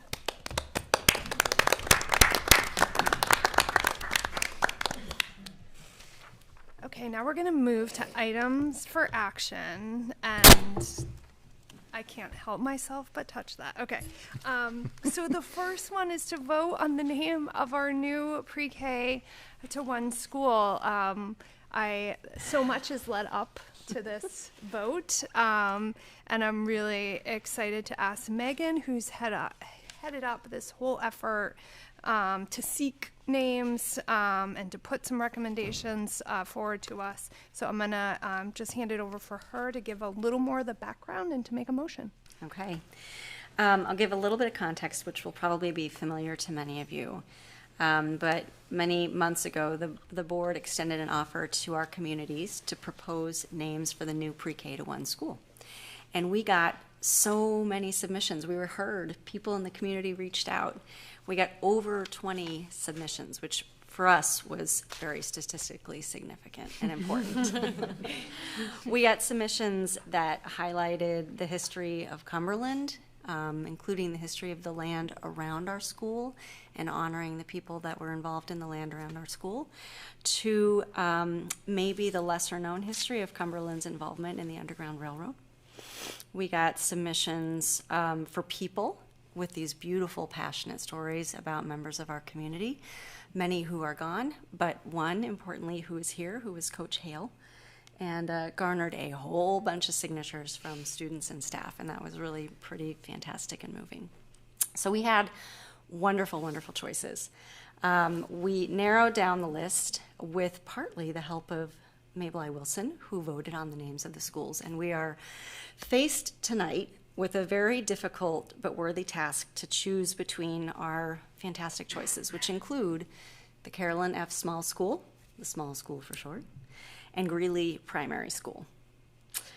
So as I make this motion, I am casting my vote, which for me is really a vote for unity and for welcoming our youngest learners into their home for the next 13 plus years. So tonight, I'd like to make a motion to name the new pre-K 1 school the Greeley Primary School. Second. Thank you. Did I hear a second? Yeah. Jesse, second. Okay. So this opens the floor for other board members who'd like to make comment on the motion. Yeah, go Kim.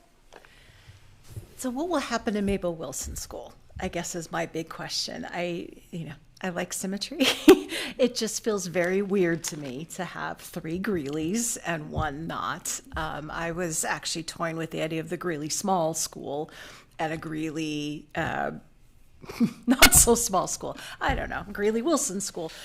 Something so that I guess I will, sorry, go back to my original question. What will happen to Mabel Wilson? Will it stay that name? Until there's some action for it to not be that way, I guess. I think there's a formal policy around naming of things. Yeah. So I was planning, I feel like my vote in my pocket for a long time on this between the two. And then we got an email from a school leader, I won't specifically name it, and putting his rationale for the Greeley Primary School. And I thought about the different, well, his rationale was essentially kind of what Megan was alluding to, is this unity thing, and how the Mabel I. Wilson effect really is like they're in their own little bubble. And when I tell people that my kids go to Mabel I. Wilson, they're like, where is that? It's the same thing. I feel that kind of connection to, but I love the story and the romance of a human being, and it's connected to something. And I really enjoyed when I went to George Washington University, and the fact that like there was like a man at the center of that and a story behind that. But I also went to Teachers College at Columbia, and my program was in the Teachers College, but it was also part of Columbia, and I didn't really feel like a home. And because like the name was like, you're under Columbia, but you're teachers. And so I felt that unity too. Like I want our kids to feel a certain sense of belonging and connection to the school. And while I think the person that was like the Carolyn Small School is worthy, completely worthy of it. And I think I love the idea of the small school. It's like a really cute kind of thing. I think there's more connection in the Greeley Primary School. And so I'm supporting that as well. Tonight. I'll go. Go. So full transparency, my first choice when I voted as a community member was the Carolyn F. Small School for that very reason. I thought the small school, it's cute. It's like can be a place where, little kids are going to the small school and they're small kids. The rationale that we got for the Greeley Primary School made a lot of sense, and so I did some research. I have a first grader. And so I've talked to my first grader and all of his friends, and across the board, they all wanted it to be Greeley Primary School. And so I think there is a way that we need to honor people who do incredible work in our community. And I think if we do go with Greeley Primary School, I don't know if I know there are opportunities for maybe naming a library, finding a way to honor people in our community who have done tremendous work and deserve to be honored. But I also want to recognize, I know some people have, said that, oh, kids would want it to be the small school. And I have asked all of the kids I can ask that my son knows. And they all chose Greeley Primary because they're at Greeley, and Greeley it's on the shirt and on the things. So, for me, that's what swayed me. But I also recognize that we need to find ways to honor incredible people in our community, and if there's a way we can do that with a library or a playground, I think Carolyn F. Small is worthy of. I agree. Yeah, I agree. Other? Sarah? Go ahead. And I lean the other way. Big surprise. Without intention or anything. I like the history and the connection to the community. I like the idea of the small school for the small children, and it to be a safe place for them that's not part of this big, massive unit. And just the small family has given so much to the community, and to have a person and a family to connect our families. Thanks, Sarah. John? I come at this a little surprised that was suggested, to be honest, as what we were going to vote towards tonight. Since our school is already named after a person.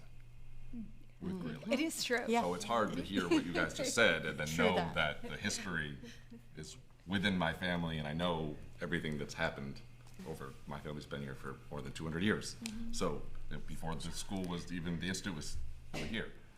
So it's hard to hear what you guys said in that sense, because it's after a person already. So to name it after another school within our district after another person is no different in my mind. And it's the same idea in essence. So I would lean towards the small school, Carolyn, as understanding that history is important, and we build upon history and make decisions for tomorrow based on that history. So to recognize that is important. So I would vote that direction, and I wholeheartedly always have, always will feel that way. Are we stuck in the two? Can we make it Greeley Carolyn F. Small School? Can we make some combination to satisfy people? We are not stuck in the two. If from a policy standpoint, like, we can do that. I would worry that would become confusing. Can I throw something out there? So I did look up, like, what is a primary school and how is it different than an elementary school? And it's just like elementary and primary are sort of the same thing. So it's like, if we had a uniform naming convention, would it be Greeley Primary, Greeley Elementary, Greeley Middle, Greeley High, or are elementary and primary largely the same? I mean, we could call it the Greeley Small School. I mean, there's nothing to say we can't do that, because, like, what does primary mean? 'Cause my wife was like, isn't primary 2nd through 4th? And I was like, I don't know, I gotta look it up. And it's sort of just the school that's before secondary education, which is high school. Yeah, so there's nothing to say we couldn't mix it up and call it, why can't it be the Greeley Small School and not the Greeley Primary School? I mean, if somebody wants to make that motion, they could. I can't. we can't. I do think Greeley Carolyn F. Small Primary School is too many words. So, like, we could do that, but I think that is very confusing and too long. Procedurally, reminder, do we need to vote on the motion on the table, or can we Amend add a it? new motion? Yes, you do need to vote, and then if someone wants to make an amendment, they can make an amendment. So you need to vote first. Actually, you can make a motion to amend, and then you can come back to the main motion, yes, procedure. Okay. You cannot make motions. Yeah. Okay. So right this minute, You can make a I motion. can make a motion to amend. Yes, you can make an amendment. You do have to come back to the main motion, though, and vote on it. After. It's a new vote for the new amended motion. Or it's a vote for the amended motion? Small school. We've got the Roberts. Let me just check it. Keep talking. Well, As we look up the I don't rules. think we've heard from everybody. No, Lauren. No. I was so moved by all of the stories that we heard about Carolyn Small, and those are the only stories that people came out and talked about and felt passionate at public comment. And so I'm struck by that. And I hear the unity arguments as well, but I'm on the fence still, but leaning still toward the small school, but entirely the Carolyn F. Small School. I think combining them is doing both dirty. Yeah. I'll also say, I think we just had a conversation about how are we shaping Greeley students to be the best people when they leave this district. And I think that, like Lauren just said, listening to those stories about this one person who has put so much into a community of kids, I think that if we were to name the school the Carolyn F. Small School, and people were to talk to students and faculty and parents in the community, and they were able to attest to the story of Carolyn F. Small and what she's done, and students are able to look up to her in a way, and have an inspiration and a mentor and someone like a pillar in our community that has done so much. I think that as a student, that shows a lot to who we're trying to become, and as faculty, who they're trying to shape in a way. And so I would also agree that I think that the Carolyn F. Small School is the best way to grow our community and to kind of unify our community and do a strong sense of what we're trying to build in the community. So just consistent recognition, even to different people, I think means a lot. Yeah. Mm-hmm. Yeah, and three really, because Greeley is a person too. Yeah, yeah. Reminder.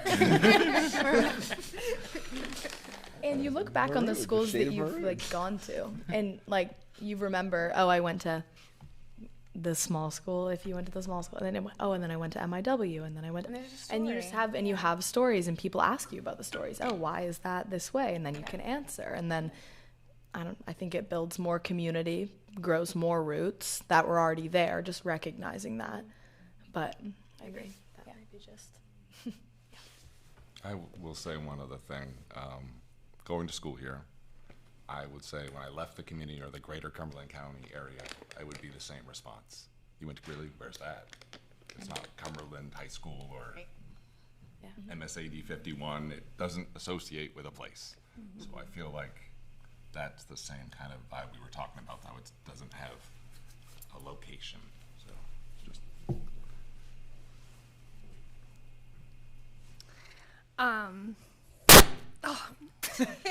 every time. Now I think it's like I have this nervous tick, right, that I have to touch the microphone. I'll sit on my hands.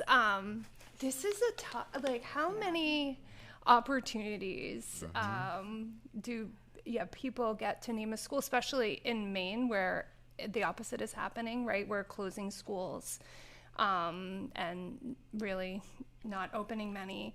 And so this has been a tough one. I feel like every day I think about going a different direction. And I would say the things that weigh against for me on the small school is just the fact that there is another small school. Of course, not the same person, but I think it's South Portland. Because I look things up all the time, and if there's, and you search in like small school, there's one in South Portland, there'd be one here. So just from a practical sense, that was weighing on me. And also the naming something after somebody who's still here. I'm so glad she's still here, but alive, right? Sometimes there's different views on naming something after somebody who's still with us. Mm-hmm. So those have been like the two things that I've struggled with. But I also like the unity of the naming. It just makes it easier to go with Greeley Primary. But I don't think easy is always the right answer. Mm-hmm. So we have a motion on the table. So if that's what. And you can amend the motion according to Robert's rules. Yeah. You'd have to have a second. It would have to be voted on, or discussion, then voted, and then you have to return to the main motion according to Robert's rules. Did Annika weigh in? She doesn't have an official vote. Okay. I think her sentiment, she was not strongly one way or the other. I think she's probably heard more people when asked, especially kids, it being the Greeley primary, but liking the idea of the small school. So, when it comes to 4, 5, and 6-year-olds, primary's a weird word. Small is not.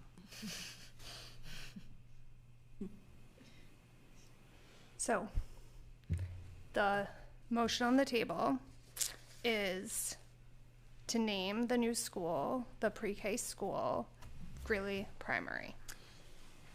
So, all in favor?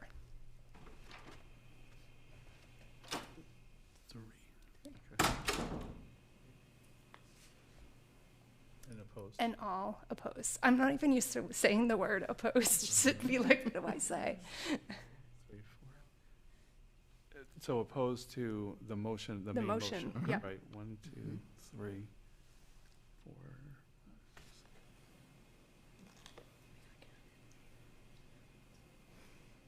The other way. Okay, opposed, okay. Okay, so that failed. Would somebody like to put a new motion on the table?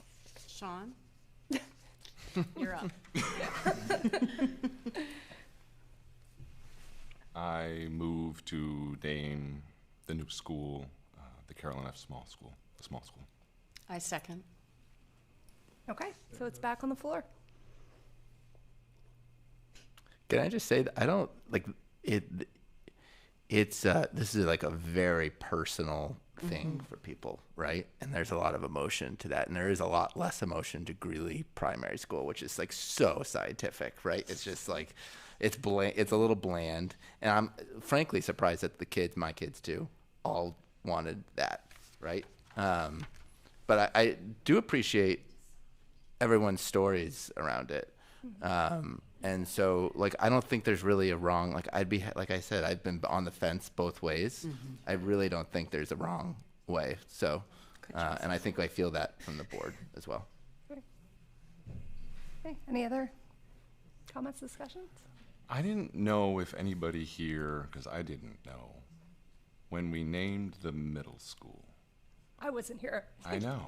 I was just trying to think if there was any history or any knowledge I of don't that. remember. I think there's somebody at the table that might know. Scott, do you remember? Scott, you wait. You've been awfully quiet. I do not remember the exact process. Okay, it's been some time. So. Day it was really junior high. So. Yeah. Oh. Me That's when it was 7-8, it was junior high. Right. And then when they combined the 6, I think they went to the middle school. Right. Yep. I think they shifted. Used to be the old 50s building along the front of the, running along Main Street. I knew Mabel. There we go. That's cool, Julie. I wanted GMS named the Thomas C. Joyce Middle School. Oh, yeah, that would have been good. But we had a policy against naming schools after people at the time on the school. Interesting. We don't still have that policy, do we? Check it. No. I think so. Okay, Okay. all in favor?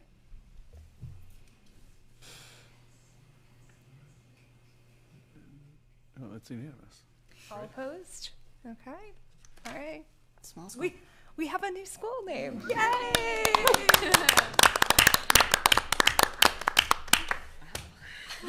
That is so exciting.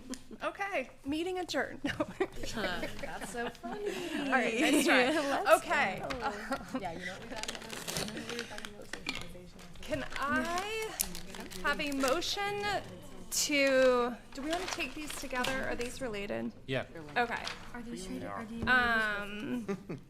Can I have a motion to approve policy IJOA, school-sponsored student trips, non-athletic trips, as presented, paired with the deletion of policy ICAA, non-school-sponsored trips? So moved. Thank you, Jesse. Can I get a second? I'll second. Thank you, Kim. Can you present these, Jesse? So we are second read. So we're updating IJOA. We have folded. Anyone realize there are no outside lights here to get to our cars? Oh. It's completely dark out here. We should have. Oh, it's I don't walk well as it is. Scott's just. yeah. I got you. Thank you. Oh, gentlemen.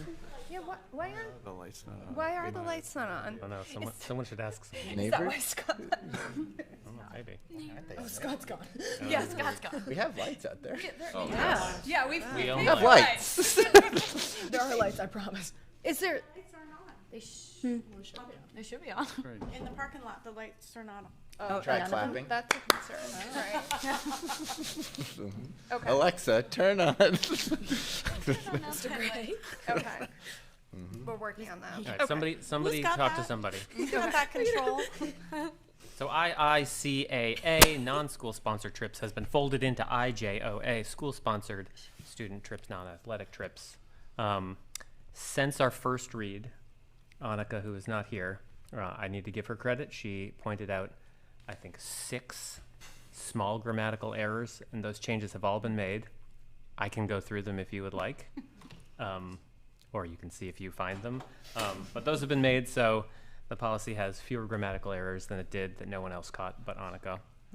I was letting Annika. I'm like, I don't care if she's I let off the board, Annika. we're still gonna say Yeah, it's really, yeah, good catches. Yeah, and it's, I think we went through it last time. I'm happy to go through any aspects of it that people still have questions about. But yeah, it's really just updating this policy. It was last looked at in 2018, and so there were some minor changes, and we folded the deleted policy in, so there's a singular policy. Great, thank you. Any questions or comments? Okay, all in favor? Okay, nobody opposed? All right, next up, we have a professional position, the Director of Business Services. Can I have a motion to approve the appointment of the professional position as outlined? So moved. Thank you, Sean. Can I have a second? Second. Thank you, Jesse. This is exciting too. Okay. Lots of excitement. Nice, lots of exciting things this evening. So I'd like to nominate tonight for your consideration Mr. Donald Gray for the position of MSAD 51 Director of Business Services, replacing but never really can replace Mr. Scott Poulin, who's retiring after 29 years in the role this summer. Mr. Gray has been one of the assistant principals at Greeley High School since 2018. He's widely respected in this role. During the 2021-22 school year, Mr. Gray was appointed interim principal of Greeley High School, and prior to his time in our district, he served for 15 years as the assistant principal at Mount Ararat High School in Topsom. There were 6 applicants for the position. 2 were interviewed. The interview panel conducted 2 rounds of interviews and included board members Leanne Kandura and Sean Thurston, along with several administrators, department supervisors, and the association president. Don's work as an educational leader in the district over the last 8 years, along with his lengthy military career involving operations work for the U.S. Navy, has contributed to his selection as the candidate moving forward for the board's consideration this evening. Additionally, Don has chaired the district safety committee for the last several years, helping to realize numerous safety and security initiatives that have been put into place. Don has multiple supports in place, including longtime experienced supervisors and managers in multiple departments. During the interview process, he emphasized the importance of prioritizing an entry plan, learning the various aspects of the business side of the organization, and seeking training in specific areas. I'm very confident that Mr. Donald Gray will provide steady and productive leadership for all business-related areas of MSAD 51, and I place his name before you for consideration tonight. Thank you, Joe. Sean, I know you were on the interview committee. Anything you want to add for the board? I think we did 2 rounds of interviews, and the second round was situational questions. And I think Mr. Gray did a very good job answering those questions, and it led me to believe that he had a full grasp and understanding of the consequential nature of the position, as well as being able to use resources and knowing where he may have weaknesses, and immediately addressed what he was going to do about them and had planned for them. So it was very I was very impressed with it. It was one of those questions, what to do if the lights are out? This was a test. Don't let them go out in the first place. And yes, to also add,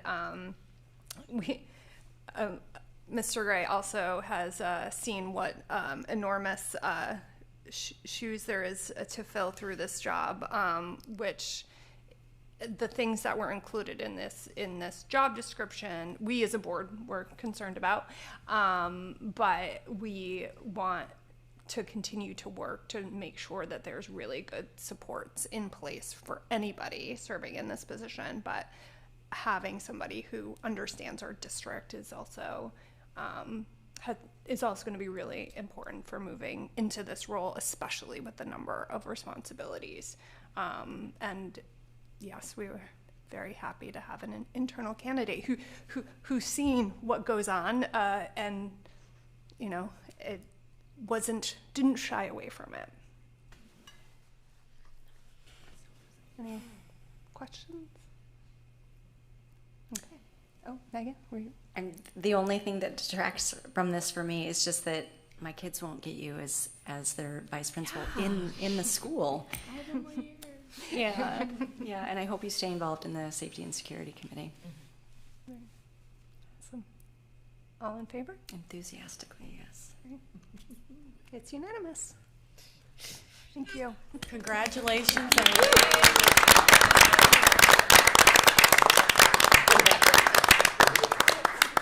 just want to say thank you. I look forward to working with you all, and I have some really good shoes to fill. We'll continue my relationship with Mr. Fuller. Great.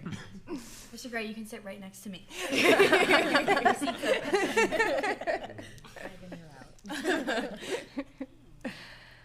Okay, so now we're going to move into our workshop on the budget. I do miss our table configuration from 2 weeks ago, but I know that we have a lot of updated information to go through. I know there's been a ton of work from the last time we met around the budget,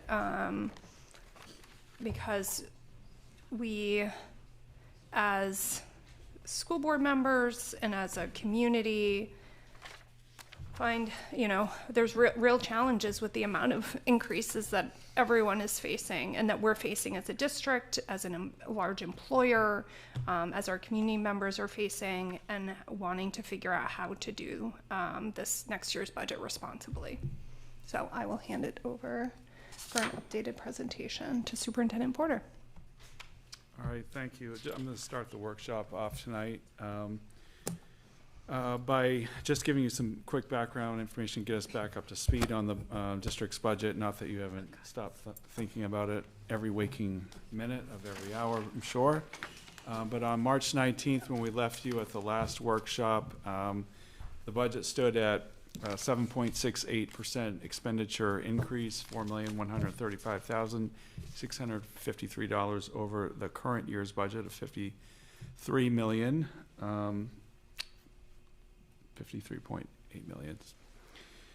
So looking at the proposal from March 19th, there's been a couple of things that have occurred since then. We were short on some of our salary lines from March 19th in terms of FMLA, long-term leaves, and retirement payouts as we project those forward.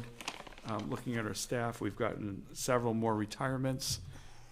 Since March 19th, we've had actually numerous people submit their retirement letters to us for next year. They'll be retiring at the end of this school year.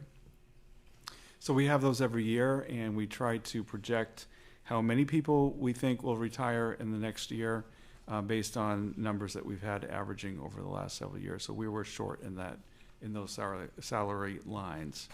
We also received more information from the Maine Benefits Trust. We were originally budgeted at 14% for health insurance. We received another notification a few days ago that the cap will now be 11.5%. We have not gotten our local rate yet. Are not expected to get that rate until April 10th. I believe is the date that we'll be getting that amount. So it's possible that it will be lower than 11.5%. But we now know that the cap is 11.5%. So that took out another 197,000 out of our benefit lines in the accounts. So that brings your baseline budget tonight down to $4,088,653, which is the increase. So slightly down from March 19th at 7.60% as our baseline discussion for tonight. Now the Finance Committee, in the meantime, after your workshop on March 19th, met and asked Scott and I to start looking at potential reductions and to organize those reductions into categories. And these categories start with ones that make the most sense, and then they start becoming more challenging. So I have 3 tiers of reductions that I'm presenting tonight for the board's consideration. I do want to say up front that we do need to know what the board wants to do with any of the information that I'm presenting tonight. It's very critical that we are able to start processing any changes to the budget immediately. We have less than 2 weeks to not only process the information in our budget, but we have to prepare warrants, check with legal counsel on those warrants, and have them prepared for you on April 15th. So that's why we really have to know by the end of this workshop what you are planning to do. It's very important. So we put together a list, and I'm going to go through these items. Tier 1 is considered to be the first category of reductions that, and again, I'm not recommending any of these reductions. I'm simply presenting a list of potential reductions after we've gone through the budget again as a baseline. Feel free to move closer. I know that people don't have this detail. We have it in front of us, so if you guys need to move closer to see it, feel free. Yes, we can make, yes, I will have this presentation actually up on the website. We'll have it ready. The first item, the town of Cumberland informed us that they actually have alternative funding for the joint study. There had been all kinds of back and forth about where the funding was going to go, the towns, the SAD, et cetera, through the budget process. But thank you to the town of Cumberland. They did some work and were able to secure some alternative funding that is not taxpayer money out of either town or the SAD for $24,000. So we're able to remove that item from the budget. And actually, I would just recommend that you reduce that. It's on the reduction list, so you have to accept the reduction, but that one seems like a pretty easy one.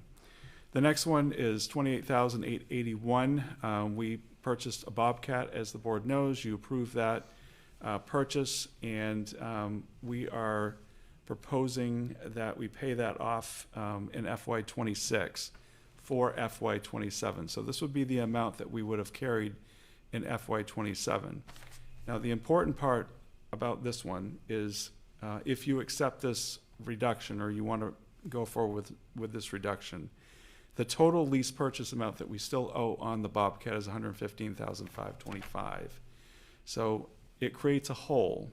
When we pay something off in the next fiscal year, then we're starting already up in that area. So we'd be already having to budget for the Bobcat lease purchase.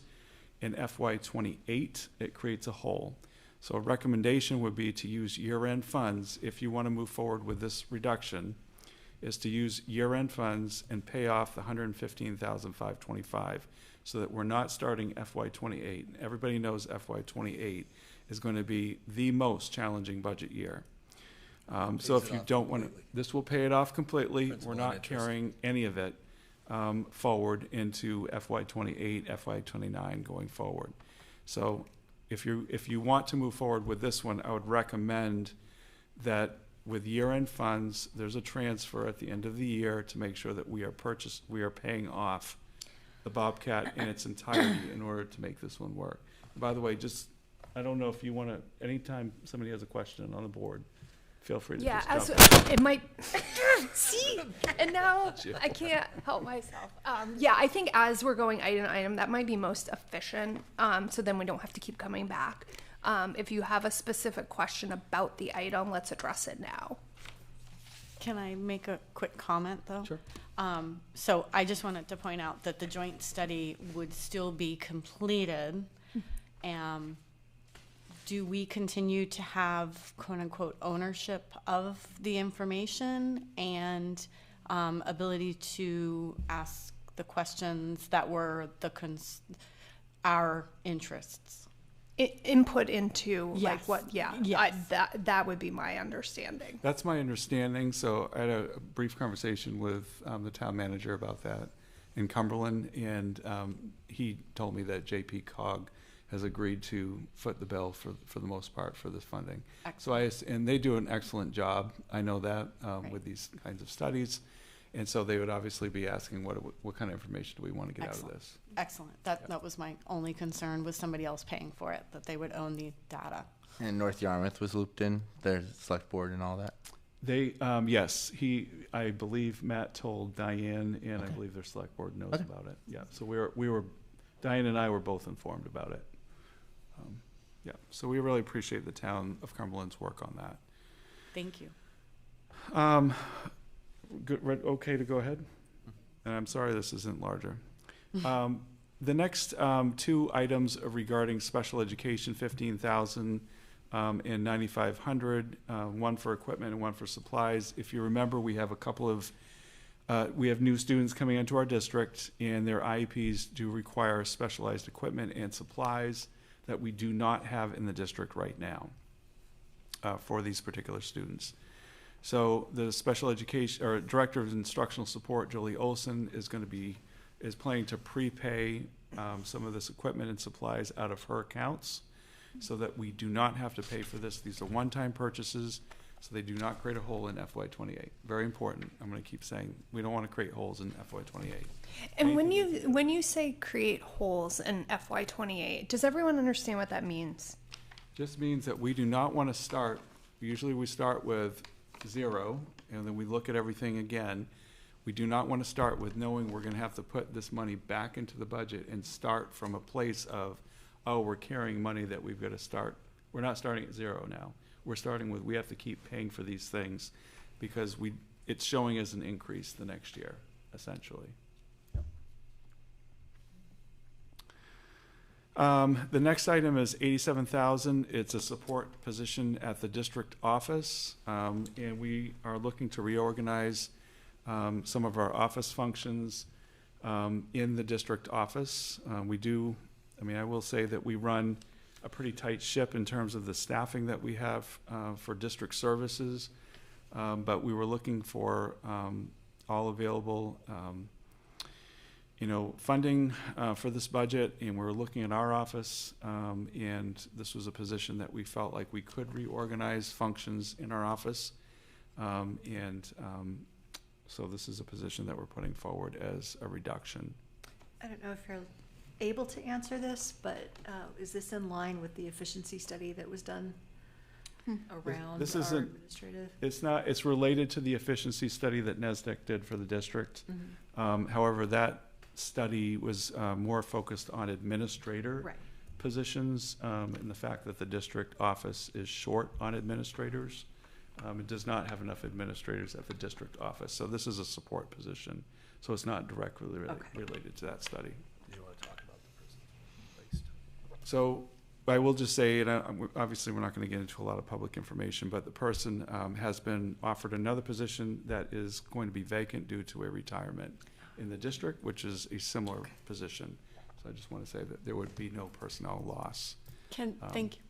Thank you for saying that, because that was I had some concerns. We have a similar position that's open. What responsibilities would need to be assumed by other staff in that office? There's a whole list of things that we're having to reassign, and we're in the process of doing that right now. There's a number of functions. Okay. Yeah. The next one is tech lease. We carry 2 technology leases in this district right now. We generally carry 2. So this next item, 49,677, is a tech lease for hardware, and this would increase the tech lease by this amount. But we're looking at, so when we carry two leases, we carry them on a staggered schedule. This particular lease, technology lease, will be year one in FY27. And so what we tried to do is to, because we're constantly purchasing hardware for the district, we looked at all of our MLTI revenue that we carry in the district, and we looked at other pieces that we need. Do we need projectors? Do we need to be, purchasing photocopiers? And we put these into the lease. So the other piece that is a huge nut to crack is the intercom system at the high school, which is on its last leg. That is an item that would have been around 100, and I think 30,000 was the quote that we received to replace that system. We had originally thought about putting it in capital reserves, and instead we've moved it to this technology lease, which will save money on that end. So this second tech lease would be for $49,677. Scott, do you want to provide any more detail on that? We took the proposed purchases for 27 and we actually reduced them, so the lease would be decreased in order to be able to do that. So, and there were items such as Jeff had mentioned, projection units. So there were projectors for the classrooms that were recommended, but we can delay those for a year because we have projectors in the modulars, and we'll just take those projection units from the modulars and repurpose them into the building. So that's what we were looking at there. And then the other was just, we had a number of photocopiers were in there. We reduced some of the photocopiers and also looked at buying photocopiers outright this year in the year that we're in, to basically not have to enter into a lease purchase and pay interest and principal in 27. So. And we'd had some of these conversations at finance as well about how to do this. So. Any questions about that one before we move on? The next one, we've been looking at our budget to actuals again. We do this all the time, but we looked and looked and looked again, and we're looking at advertising. We've been moving to digital advertising on a lot of fronts. We looked at how we've been advertising. We've been also reducing our printing costs. So much is digital now, trying not to print as much across the district. We're able to reduce, or we're recommending a reduction of $10,000 for advertising across the district. So I had a question about that. Yep. Because again, did I cut you off? No. Okay, No, good. go ahead. That felt like more of a budget to actual. So I was wondering why you put it in tier one as an option when it feels like it's more, again, if you're budgeting to actual, if you're looking at what we've been spending and realizing we can lower those numbers, why wouldn't it just be something that you would have put maybe at the top to say? I could have. I mean, Okay. I think Okay. I think I could have put it at the top and just said, take advertising, take postage, take printing. Those are budget to actuals. We could have just taken them off the top. Okay. I put them on the list because since, we didn't want to put a huge list since March 19th. Yes. That was a little bit confusing. Yes. That just felt to me like the kind of thing that happens during the budget process. Mhm. Like I feel like you would have uncovered that anyway, as Yep. you were I agree. continuing to refine things. So yeah, to me that's more of a It could have gone savings either and way. not something. Okay. Yeah, I agree Okay. with that. All right, thanks. So same thing with postage and printing. Again, those are budget to actuals, looking at expenses, and just continuing to refine the budget. Hopefully we're not going back too much. We're not slicing it so much that we're saying next year, whoop, we probably needed some of that money. Who knows? The next item, 40,000. This was a discussion at the Finance Committee around staff additional pay for moving and packing. However, the board adopted a calendar that has a staff day at the end of next year for pre-K to A staff to have a day without students at the end of the year in order to pack, because most of our pre-K to 8 staff will be moving in June of 2027, or will be moving them. But they've got to pack in order for us to do that. So we did provide a day. Thank you to the board for doing that, putting that into the calendar so we can remove this from the budget. The next one, and around athletics, reducing athletics at GHS, GMS 6.8, and those two items kind of go together. If you recall, we had increased those areas for Title IX purposes. We did a lot more conversations. Scott had some conversations with David Shapiro, and we also looked at the pay to play and the revenue offset. We've been bringing in more funds for pay to play over the last year, and so because of that revenue, we're able to offset some of those expenses. Looked at that again, looked at the uniform rotation, and felt that we can make some decreases at both the high school and the middle school in athletics.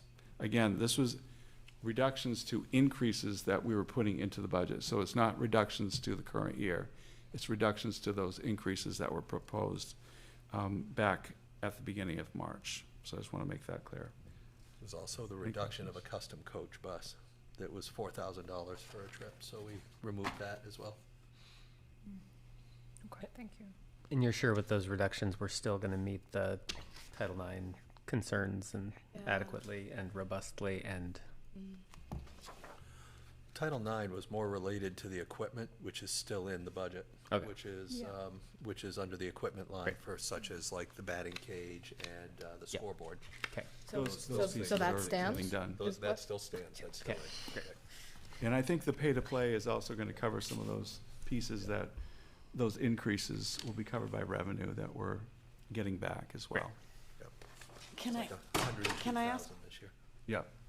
Can I ask a question real quick about the budget line that included the batting cage? That's not something we're buying every year. No, that's a one-time purchase. Okay, so that is in as a one-time So you purchase. won't see it as an increase Okay. next year. It's just as a one-time. Yes. Okay. And that's something that obviously we realize we need to do. No, I recognize that we needed one and we needed to do it. I just wanted to verify that it wasn't rolled over into the next year. It won't be. Okay. No. Thank you. It's one time. One batting cage 1 year. Yeah. We're not lease purchasing it or anything like that. We're buying it once. Yes, that's. Yes. Can I ask a question? There's a few things that you're recommending to prepay this year. How were decisions made about which ones to prepay? I think bringing up the batting cages just reminded me of that. So some of them, for example, special education, when Julie looked at her account lines and she was able to say, I can do that this year. So she's looking at her lines, managing those lines, seeing what funds are available, what she can hold on, what she feels like she can prepay. So those decisions were made. And will she be able to bill main care for that? Those? I don't think for those things you can bill. It's really for staff, staffing hours that you can bill for. Mind if I just add to that? Yeah. So if you take a look at the expenditure report that we sent out to the entire board for the current year, you'll find that there's a number that's related to special education that's unexpended to this point. The reason for that is that we had several out-of-district placements of tuition that didn't happen because students actually moved out of the district. So that left some funds in special education which we're able to apply towards other things in the current year, or may even be part of the budget transfers that we do at the end of the fiscal year to pay off some of these other things that we want to get rid of that we could just eliminate principal and interest on a lot of things. So. That's helpful. So that's what that's about. And also you'll notice in the regular instruction, which is the first cost center, you'll see a balance on the expenditure report that we distributed. Most of that, actually almost over half of it, is related to the 2 teachers at Mabel I. Wilson School that weren't hired. And so rather than just using the military model of spend all you have so you get it again the next year, we're being fiscally prudent, only spending what we have to, and if that results in a carry forward at the end of the year or allows us to basically buy down leases, prepay things, well, that's a prudent use of those monies going forward. So. Yeah, that's a good point. So this, I've found this extremely helpful. So thank you. So the first reference is literally line 1. It's line 1, exactly. So just to make sure everyone's following. So teacher salaries, Mabel I. Wilson, the fact that there's the amount remaining. Yeah, and that's what we've done here. Every single year, we've tried to, spend only what we have to and be fiscally prudent with all of those lines. And sometimes they're up, sometimes they're down. Sometimes there are enrollment projections or kindergarten enrollment doesn't come in the way we expect. Sometimes a student moves that is supposed to be in an out-of-district placement. Therefore, the district is not expected to foot the bill. And so you have savings in your budget, which then goes to year-end funds that we have available. I don't know if you're looking at the special education lines.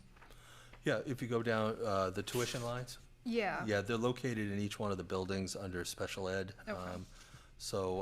But there is quite a bit of funds that are left in there. One of them was a major one, which was located due to a move out of district that was going to actually be a residential placement. So that provided significant savings to the special ed budget. And so the majority of that's remaining, at least over half of it, is related to out-of-district placements that didn't happen because students moved out of the district. Yeah, and we have to plan for them. And we have to plan for those because they're here at the time that we're planning on the budget. Thank you. So while that might look like, we're over budgeting in those areas, we really aren't. There's things, I have to say this because you start building a budget and you pass it in April, you aren't expending it until starting in September of the next year. And really, you aren't really truly into it until December. So there's a lot that can happen between the time you build a budget and you pass a budget to when you're actually expending it. And that's why the state understands the complications around that. And they have a transfer rule, which they put in for that specific reason, that allows the district, the board, to transfer 5% of any cost center to another cost center, okay? And usually the areas where you have your largest balances at the end of the year is regular instruction or special education, because those are your two largest cost centers. Okay. So it makes sense that those are the areas you would transfer through to other items. So energy costs and fuel costs have gone up. We're gonna do a budget transfer at the end of the year for that. So that's really how that works. I think that would just be helpful for Yeah, and I do understand how a fund balance can sound like a fun balance. Yeah. I completely understand. Not a fund balance.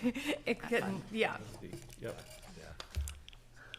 All right, any other questions? The next one is NEASC fee. So this is the high school accreditation, $35.50. It's been moved. We checked with NEASC and they actually moved our visit is in fall of 2027. We still have to have staff prep. There's some money that we put in for staff prep that will occur in the FY27 budget. But it's actually in the FY28 budget now that you'll see. This will be an increase. I will say this. You will see the increase of $3,550 in FY28. There's nothing we can do about it. NEASC has moved the visit. Go ahead. Oh, I thought somebody said something. And then the last one, we already talked about athletics at 6.8, GMS 6.8, 4,200. We just found a duplicate. Sometimes we do this. You look at it 100 times, you look at your budget. We discovered we had a duplicate of $4,200 on line 816. So we have removed, or we're proposing that it's removed. And again, this could be a budget to actual. I agree with you, Kim. We could have just put these lines right at the beginning, but it would have been a long list of doing that. We just put it, so I decided to put it in tier 1. So if you take all of the tier 1 reductions, you would be taking $293,493 out of the budget. That would bring your increase down. So we started that increase at almost 4.1 million. It would bring it down to $3,795,160, which would mean your total budget increase would go from 7.60 to 7.05 if you move forward with the tier 1 reductions that have been proposed. So before I go on to tier 2, any other questions or comments about tier 1? We can come back to it. I just want to make sure. Okay? All right. Tier 2. First on the tier 2 list is $27,000. We had 2 vans that we had put into the budget for a lease purchase. We're proposing at this point that we only purchase 1. The one that we need to purchase is the one that's the ADA van. There's a wheelchair lift. It has to be replaced. The other one really should be replaced. It's rusting out. However, we have to make decisions. And so if we're going to have to make a decision, we would propose taking the other van out and not replacing it in FY27. I would not propose replacing it in FY28. So if you do this, you're waiting till FY29. And I heard there was this auto repair shop that could we use? I don't know. It's a guy who works on cars and. You mean somebody in this room, you mean? I'm just saying. And I think he said he'd give us a fantastic deal. I think that we get a special rate. Check out my website.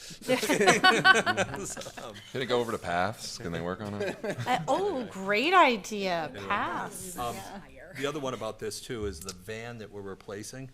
We avoided having to buy another truck in facilities and maintenance. We have a truck that's the frame's rotted on, it's gone. And so we use that for going just on the campus between the buildings to make repairs in the building, keep plumbing supplies on it and sec.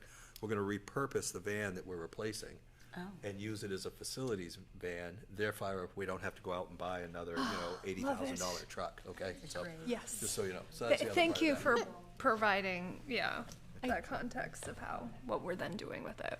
And well, my comment about the auto body shop was a little tongue-in-cheek. I really like the idea of the paths. Is there any opportunity for paths to do any work on a vehicle to lengthen its life? We could, actually, Don probably knows more than anybody about Don. paths because he is on the advisory committee for paths. And so that would be if something was going to be looked into. Rocker They panels? do, a lot of that is done at Westbrook, actually, and not at Portland. And we Yes. do have a couple of kids generally that go to Westbrook as well, but I also know that they discontinued some of that program, the heavy auto repair And program. this particular van, it's the whole wheelchair lift assembly that is rusted and broken. So it's not necessarily just the rocker panels or a problem with that. It's actually the mechanical piece of it that would need to be replaced. So Okay, so since we can use it because we don't need the wheelchair we don't part need the just to move wheelchair stuff for around that. We can campus. repurpose it to maintenance and put shelving in it. And actually, Don Foster and I talked about it yesterday to repurpose it and therefore not have to buy another truck for facilities. Great. Put shelving in it and put our stuff in it. What is the likelihood of the other van that we're not replacing for it to last 2 years, do you think? I think it'll be fine. I talked with Phil Blake, who's our transportation director, and he's looked over the van and so forth, and he feels that van will be fine. Okay. Okay. For so, 2 years? for next year. Make it work. And then we'll have to start looking at replacement maybe a year after. Okay. Yeah. That is something you just have to keep in mind, though. We're talking 2 years away for these items. I mean, Because you these things can't are put it used- in FY28. And these are used constantly. They're used by educational technicians during the daytime. They're used sports trips. They're used for special education pickups and drop-offs in the mornings and the afternoons, midday. They go to paths sometimes when we don't have a bus. So these vans have been really, really valuable to the district because you don't have to have a bus driver license to drive them if you keep them, down around a certain passenger level. So these things have been amazing for us, and they've done a great job for us. Now, I'm not trying to talk ourselves out of it or you out of it, but it does throw the rotation off. So when we're delaying something, now the rotation that we have these on is now off. We're going to be off rotation. So I'm just making sure you know that. It doesn't mean that we're not putting it forward as a reduction. We have to make choices. I guess my question will remain about our vans and our use of them. Like, do we have enough vans? We really don't. I mean, we used to have no vans when I got here. We now have several vans, and it really does reduce your costs in so many ways. And it's very convenient, and you can have people that don't have a CDL driving it, our staff driving it. So it's very important that we have them. Could we use more? Of course, we could use more. We don't. They always seem to be used. Okay, so if the one that we have that we're trying to replace, we could potentially get another one and have it and keep that one in rotation until it really. Exactly. Yeah. Yeah, And- we wouldn't and- dispose of it. We'd try to keep it going. Because Maybe it's it would be really nice. I always get concerned about transportation. I mean, the hardest text that I receive as a parent or seeing when like a bus route isn't able to run for whatever reason, and yeah, just there's so many They're transportation used for, challenges. well, the vans often, sometimes we need them because we don't have enough bus drivers. Mhm. So we have to get creative and start using vans for other purposes, because we have people that don't have a CDL to drive. Mhm. So it's on the list. I just want you to have all the information. when you make these Can I decisions. just throw in one other Yes. consideration here? Will we possibly need a van as we think about the pre-K special ed services we're going to be adding on in 27?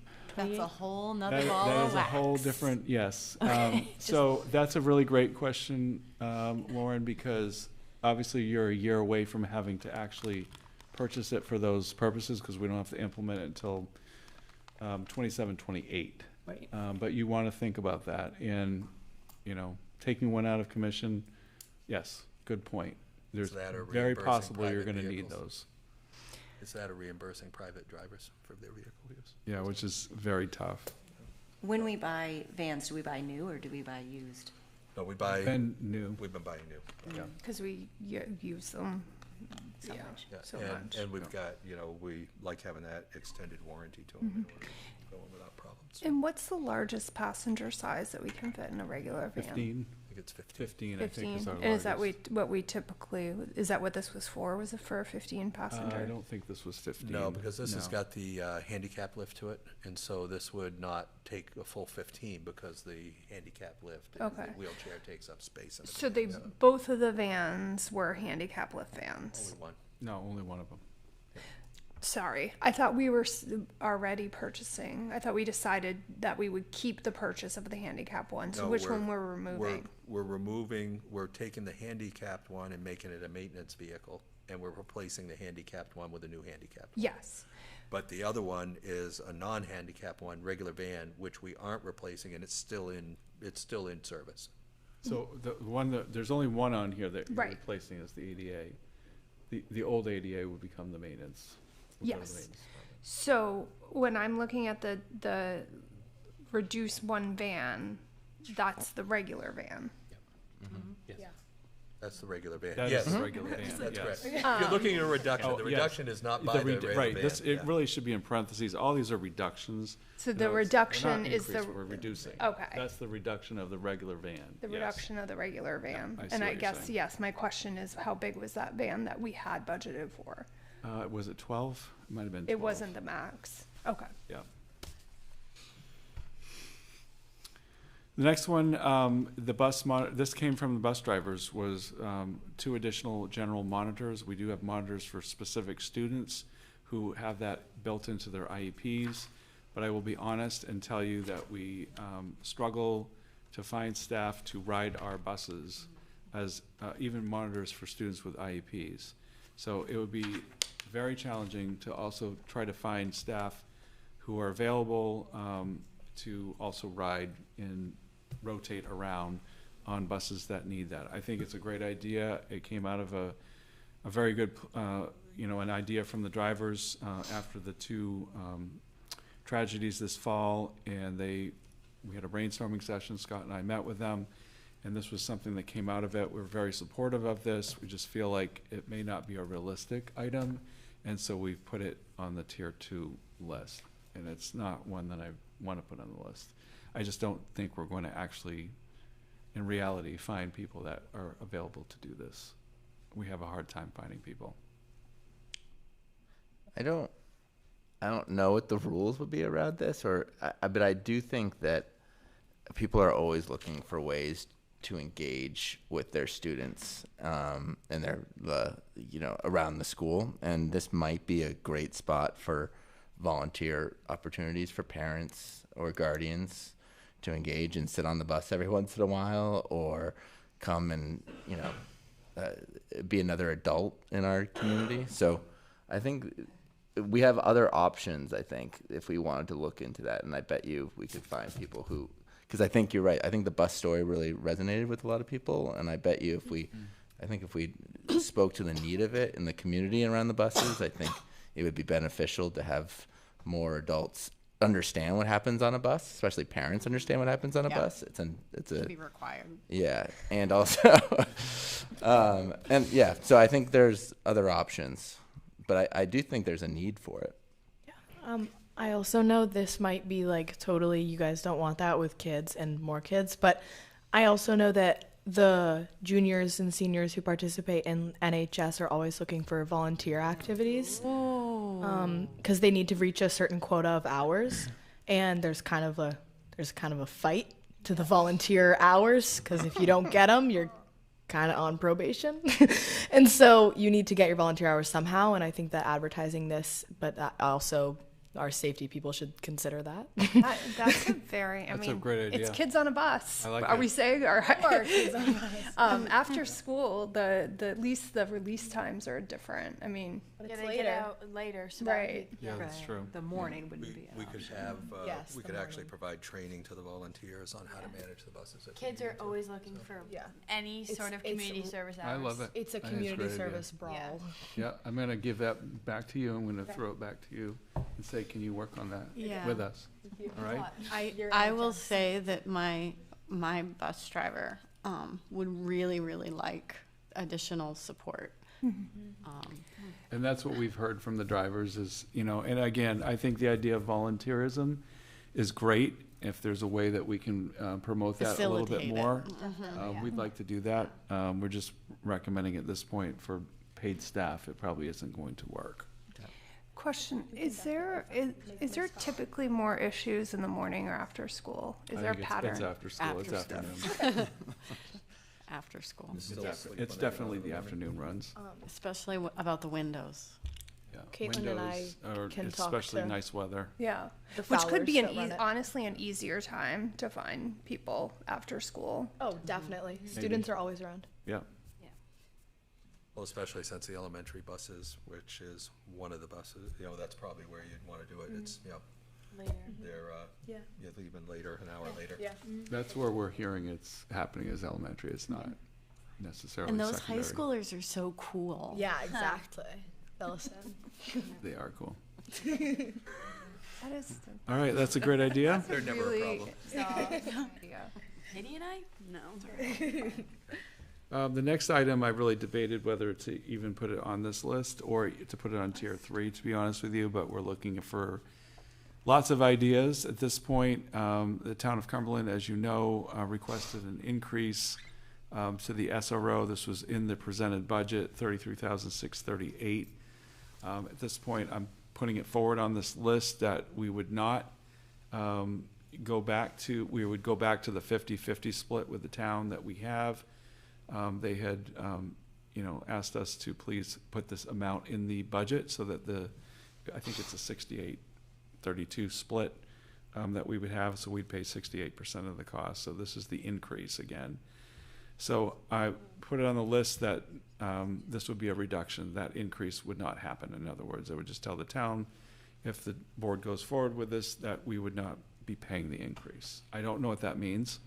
I haven't had a conversation, being honest, but I would just say the board couldn't move forward with this item. And can you just remind the board of how many SROs? We have 1.5 SROs assigned to the district. Both SROs also work outside the school year for the town of Cumberland Police Department additionally. So they're here during the school year. Anytime kids are here, the 1.5 SROs are here. The half-time position is 2.5 days a week, so it's not a full week. But And this one came at us relatively late in the process. It was right as we were already developing our budget and into it, and then we were informed of this additional cost from the town, so. I think it requires more conversation. We put it in the budget, the presented budget, because we received this increase. But it definitely requires a lot deeper conversation with the town of Cumberland around giving us these numbers earlier, having, conversations about why we're getting this increase, and just the opportunity to sit down and really talk about it. It was kind of given to us at the last, like Scott said, at the last minute. My only concern with this is if you say to the town, no, thank you, we would not like to absorb that increased cost, is there any risk that we would lose then one of our SROs or the have to? So that's a conversation I've not had with the town manager or the police chief, and I think that would be a conversation we need to have. However, it is on the budget list. We had to look for ideas, and so if the board moves forward with it, and that's a conversation we would have to have with the town at that point. I do wonder, I mean, that I wasn't happy when we found out about this. The fact that the town of Cumberland is absorbing, or not absorbing, but has found a way to do the study with GP Cog, which is saving us the 24,000. Is that, do you think that on their end, then that would make more sense for us to pay the SRO if they found that? I'm not saying this very well, but. We share services on a lot of areas. We provide custodial support, for example, for the town office and other areas of the town. They provide the buses for plows. We provide facilities for recreation, busing, things like that. I mean, there's a lot of shared services that go back and forth.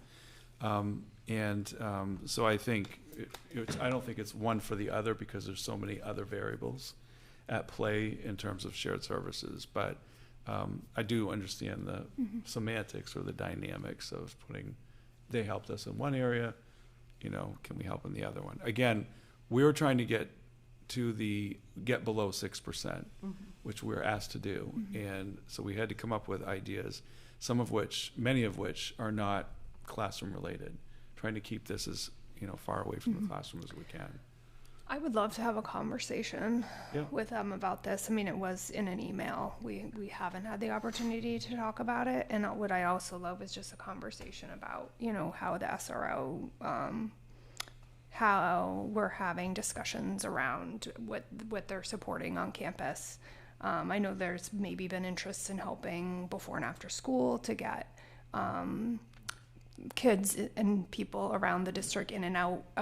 Is there support there that maybe we could be using the SRO for? But I guess, are we willing to say, if they say, well, this is the cost now, only going with one SRO, which that could be the difference in the cost is, okay, we pay whatever, was it 68%? Is that what they were saying? This is their proposed increase would bring it to 68%. The SAD pays 68% of the 1.5 SROs. So instead of 50-50, which is what it is. And I will say that the total cost is not just personnel, it's also the cars, it's the uniforms, it's anything that is related to the position. And I also want to just say our 1.5 SRO, our 2 SROs are amazing people, and we love them. We love having them. It has nothing to do with that. But again, it's a money issue, and we're putting this forward. I just want to say something about this. We had a lot of people in the community ask us to get this budget down as much as we can. This line item does not change their taxes. If it goes back to Cumberland, anybody in Cumberland is still paying for this. So it doesn't have zero effect on taxpayers in Cumberland.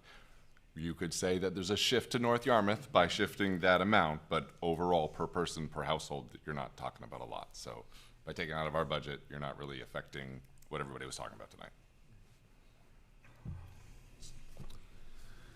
The next item, if we're okay, moving on. The next item is desks and chairs. This was a discussion at Finance Committee. I know people aren't excited about this or wild about this. Again, we're trying to reduce the operating budget. We did come in under budget. There's a lot of items that still need to be considered by this Facilities Committee and eventually the board that were moved from the bid when it went out, from the bid documents, and now there's consideration should those things be moved forward in the one campus project. One thing that is part of the project is movable equipment.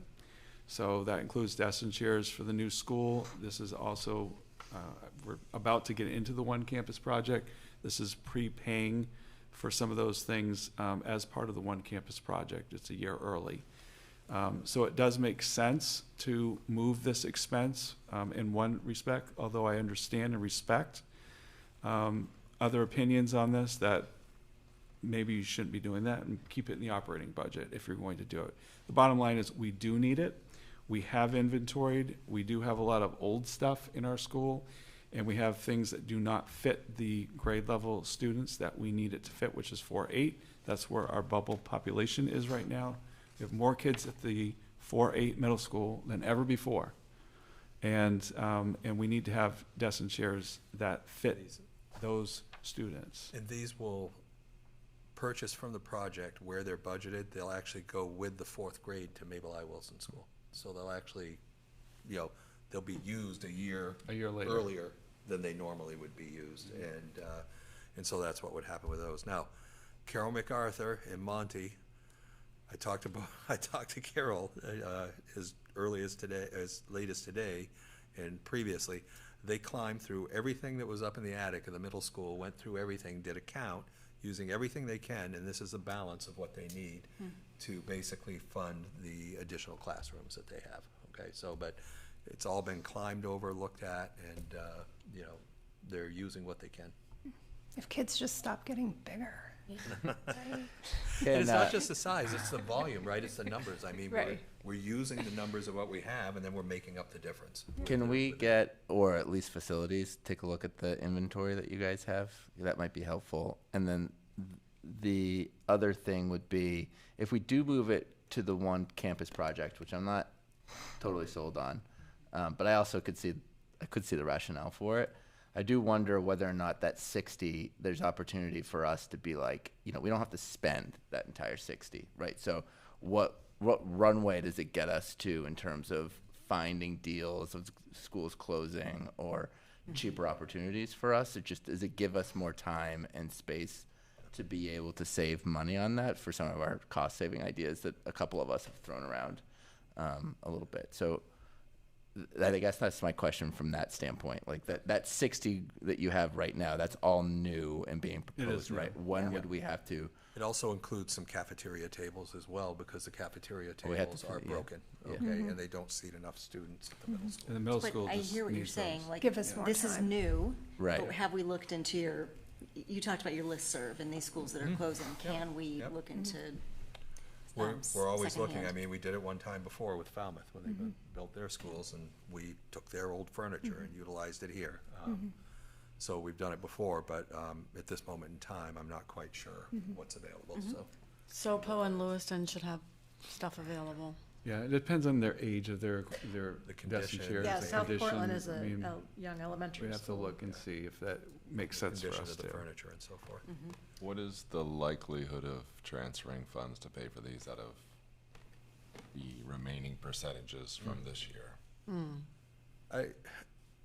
I would take a look, because you still have a rather large technology lease that would save you more money than this ever would going forward. So I would look at that as a balance. Certainly, this could be one of the considerations, but I would probably take a look more at the technology lease. And that'll be in tier 3. I'll talk about that in a minute too, because there are some, everything has a ripple effect when we look at these year-end funds, and how much can we really do at the end of the day. This is another way that we can pay for these.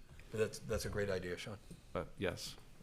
I'd rather save the interest on the technology loans Yeah. all day long. Yeah, 'cause we that's a lot talked of about interest, those so. so in finance. So get the great ideas.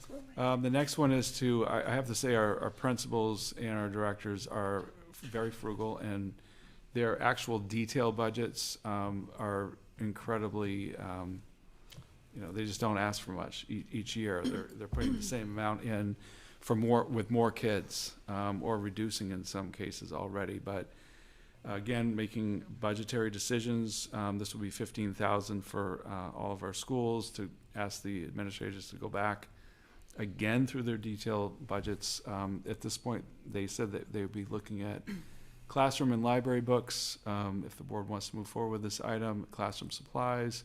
That's what's in their detailed budgets. So that's what they would have to be looking And we're at. also trying to use funds that are available from, the salary lines right now, Right. because we didn't have to hire at the elementary school and so forth, to maybe offset that. Quick question, as I was looking through the audited 24, there were, I think it was Schedule 18, if I remember correctly, or 20, there were several lines that had library, books, book fair, that had funds in them, and I sent an email about that. And who owns that money? Is that money that can be used by those units, by the librarians? By how does that work?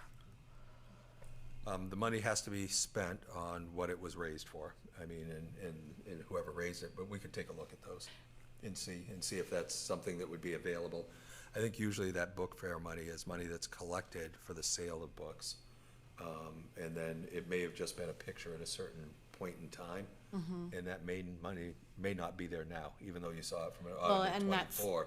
Right. And what we'd have to look at we'll have the audit at the end of April, and we could look at that then and see if that's something that might be available. So, Right. yeah, because those are, the student activity accounts, which is where those are held, are located in the buildings. These were not in the student activity accounts. No, they're all part of it, though. They're still all part of what we call the principal's accounts or the student activity accounts in the schools. And that's where you're seeing what all those schedules come from. Yeah, and librarians usually have a plan for that money. When they don't do. just collect it, they have a plan to expend it every year annually. So, and generally it's for more books. Also, it's for, they have programs in the school, the main book awards. They'll use some of the money to help the kids with those books, so that kids can have books to take home, et cetera. So they have a plan for those. Yeah, and there's for some use of those rules money. around those about supplanting the general fund budget. Yeah. So. The next item is $15,375. Finance talked about this one as well. I had put this forward because there's been, concerns about the cost of the 7th grade ecology school trip, and trying to bring those costs down to approximately $200 per family, or per student, I should say, to go on this trip. And that would have, the amount that we had put into the budget, I had proposed originally, I'm now proposing, or not proposing, but I'm putting it forward as a reduction to take it out. So families would have to be responsible for the full amount of sending their child on this trip each year. Now, we do have funds that we have available for students that can't pay for it. We do have several students each year that, I think I asked, I can't remember, I'd asked how many students needed to access the money last year, and I think it was around 10 to 12 who needed to access. The family needed it, and our social workers monitor that, our school counselors monitor that as well. I had proposed, we have a 0.8 counselor at GMS 6-8. We also have a full-time counselor in addition to that. And we also moved a social worker from a special education program this year to school-wide social work to do more general social work at GMS 6-8. I had proposed, because of the sheer numbers of students at 6-8, increasing the 0.8 to full-time so that we would have 2 full-time school counselors at GMS 6-8. I'm now putting this on the list as a reduction. So it's not reducing what's already there, it's reducing the proposal to increase from 0.8 to 1.0. However, I don't feel great about that, but I feel okay about it because we had just made a switch of an embedded social worker in one of our programs to that school-wide position this year. So we have increased mental health staffing at 6-8 recently. Yeah, this is a hard one after today's presentation for sure. What does this look like from a practical sense if somebody's 0.8? Does it mean one day a week they're not in the It does school? right now, the person in the position. It also could be a reduced schedule. We've done different things with a 0.8. Sometimes they come in early or go home late. In this case, this person comes in 4 days a week. Okay. The next one is a kindergarten teacher. I'm a little bit, I almost thought about moving it to tier 3 today, and I kept it in tier 2. Right now, the numbers are not indicating that we need that K teacher. That is one of the 2 unfilled positions. We already took out one of the unfilled positions at MIW. This is the second one, if you remember from the presentation. We had, I think, 5 or 6 registrations this week alone for kindergarten. So if that, we just don't know. It's a we don't know. So we can, right now in the budget, we have up to 160 students without having to increase the budget or increase staffing. We just met 140 registrations today. So we're 20 away. We're okay at this moment with me saying, I think you can reduce this other unfilled position that was designated for kindergarten. I'm just worried that in 2 months, we might be already at 160, but I don't know. And it's just one of those things. And that's where people, when we talk about budgeting and say, why didn't you account for that? We don't always know. We don't know. We make the best decisions we can. And if you continued with this position, it could be that it's unfilled next year. We just don't fill it. And then it goes into year-end funds next year. Or you decide that you want to remove it, and then we end up with 170 or 180 kids, which I don't think is going to happen. We generally we've looked year after year, how many kids do we pick up after initial registrations in the winter? We usually pick up about 25 to 30 kids between now and August. So I think we're okay, but I can't guarantee it. And that's one of the things that's very difficult about making these decisions, especially around kindergarten. We used to be able to predict our kindergarten enrollment based on birth rates, and then we'd add a few. Now we can't. It's all out the window. Even first grade, we now are adding 12 to 15 students a year. Second grade, we started adding 10, 12, 15 kids that are not actual in our actuals when we're budgeting. We've seen that start happening, even as high as second grade. I'd say not just as high as second grade. Carol sees that in 4th and 5th grade. We just see students now coming in at different grades, but we do see more kids coming in at the primary grades that now we have to predict. We're going to get 12 more. We're going to get 15 more. Kindergarten is becoming less predictable each year. As each year goes by. We used to be able to predict it almost down to a student, and now it's like we think this is what we're going to get. We just don't know.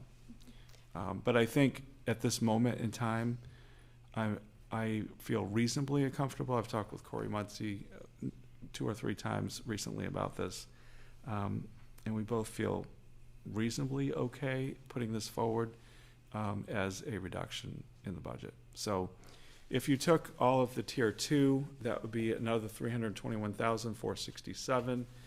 That would bring your budget increase down to $3,473,693. It would bring the increase to the budget down to 6.45%. Again, just remember that you started, or the baseline was 7.60%. So taking tier 1 and 2 together would bring the increase down to 6.45% if you went forward with all the items. And that includes over 1% of which is debt service, which was voted on separately by the community. That's right. This is so total. You're not talking about just operating budget being at that level. You're talking about the debt that was also voted on separately. This is the total budget, which includes the debt service. Which the debt and land, the debt service and land acquisition was 1.15%. When it was presented, yes, that percentage is going to obviously tweak a little bit. Yes. Yeah. Jeff, quick step back. So that kindergarten teacher, that's a pretty big chunk of that tier 2. So I just want to take one moment with that. I think our kindergarten team is one of our strongest teams. Like, just that's completely subjective, but it's a pretty cohesive, strong team. Give me the worst case scenario of that. Let's say that tomorrow 30 extra kids come in and sign up for kindergarten. What does that look like for that team and where we're at? We would student count, butts per like class, like ratios, stuff like that. What would be the concern of what's our threshold there in terms of where you're comfortable with that?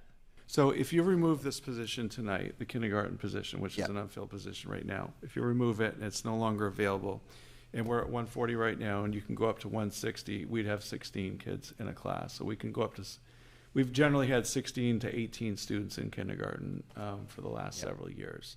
And kindergarten is a grade where we try to be more sensitive to the numbers. These are many times the newest students to our school if they hadn't gone to pre-K in our school.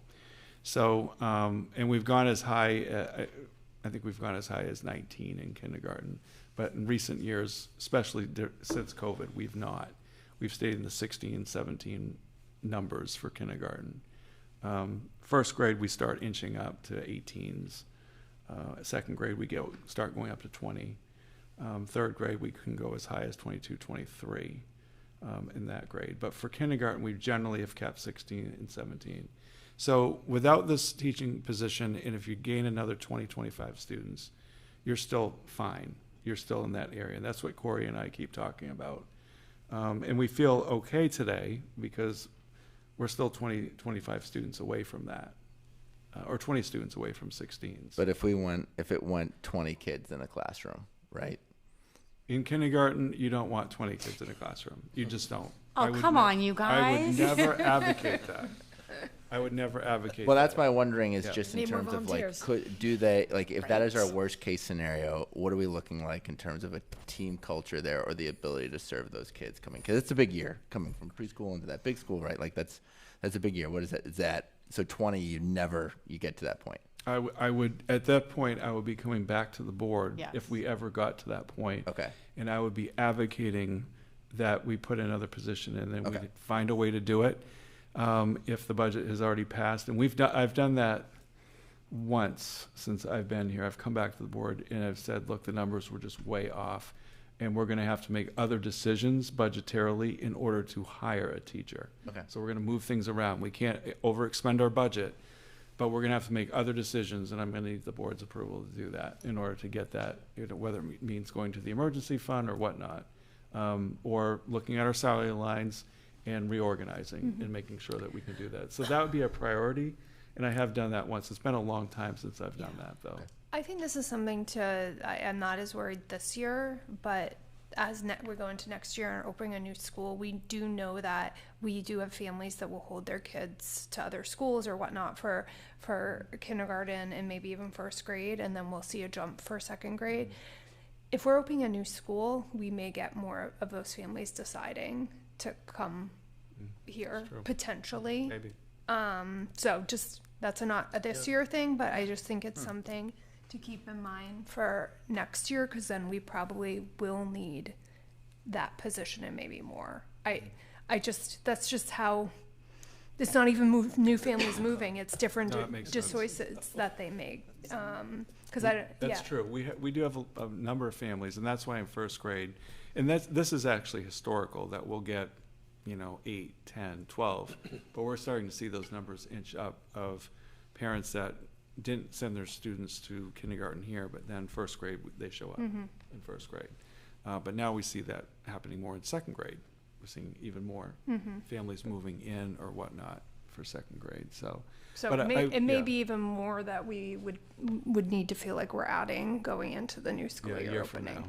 So just wanted to put that on people's radar. It's on the list. I wouldn't have put it on here if I felt like at this moment in time, and even looking ahead, that we wouldn't be okay. I feel like we're okay right now. And I generally we've looked back, how many kids do we gain between April 1st and school starting at the end of August?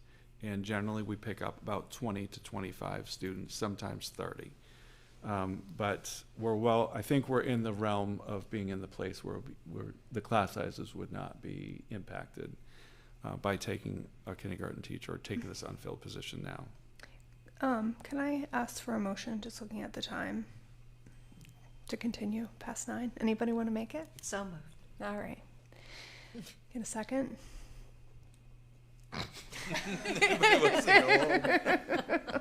We got to get this done, guys. We got to get through this. Second. Okay, thank you. Megan, all in favor of continuing past 9:10 p.m.? Anybody opposed? Okay, anybody opposed? I'm just going to say out loud, why are we doing this at 9:20 12 at night, and why can't we do this meeting at a 5 o'clock meeting or a 4 o'clock meeting, knowing that we need to be fresh and we want to look at this and we want everybody's freshest ideas. And I have looked at these numbers a lot, and so I'm familiar with them, and I'm really tired. Oh, So- yes, we're all tired, and I Exactly. hope that we can get through what's on this. We're almost to tier 3. And I just feel like a $58 million budget deserves our 100% attention. So I wasn't going to say this tonight, but I'll say it. I work with Leanne or whoever the board chair is to put together the board schedule for the next year, and you'll be getting a draft board schedule. The board will get it at the next meeting. One of the things that I've been talking with Leanne about and just really thinking through is how much time is afforded to the budget during the year with a full board. Please. And that we need to actually back this process up with some workshops in the fall, actually previewing the budget. And in addition to that, have some previews to the presentation, and then more workshops built in for the board to have discussion as an entire board Yes, please. in public after I present the budget. And So- more projections. And more projections. And I think, based on that, the schedule, the board schedule, and it's the board's to do what you want with it. The draft that you'll get in a couple weeks will have some more of these things built in, because especially next year, FY20, hey, you're gonna need a lot of time to talk. Yeah. And you need dedicated time. And I also know, and I'm part of the problem, we put things on we put things on the agenda, and I've gotta make sure we don't put things on the agenda when we're talking about the budget. We've just Thank gotta you. have a budget meeting, nothing else goes on Thank the you. agenda. So Thank you. I've Thank you. heard some Thank of you, you've Thank you. told me. Me? Have you And, Yeah, and it's um, really hard to I get hear the people frustration. if we haven't scheduled the meeting in advance. Yeah, I get it. I get it. And we have statutory timelines, but we have to, Yes. we have to That's our back biggest up these barrier right statutory timelines. That's the problem right now between now and April 15th and the end of the year.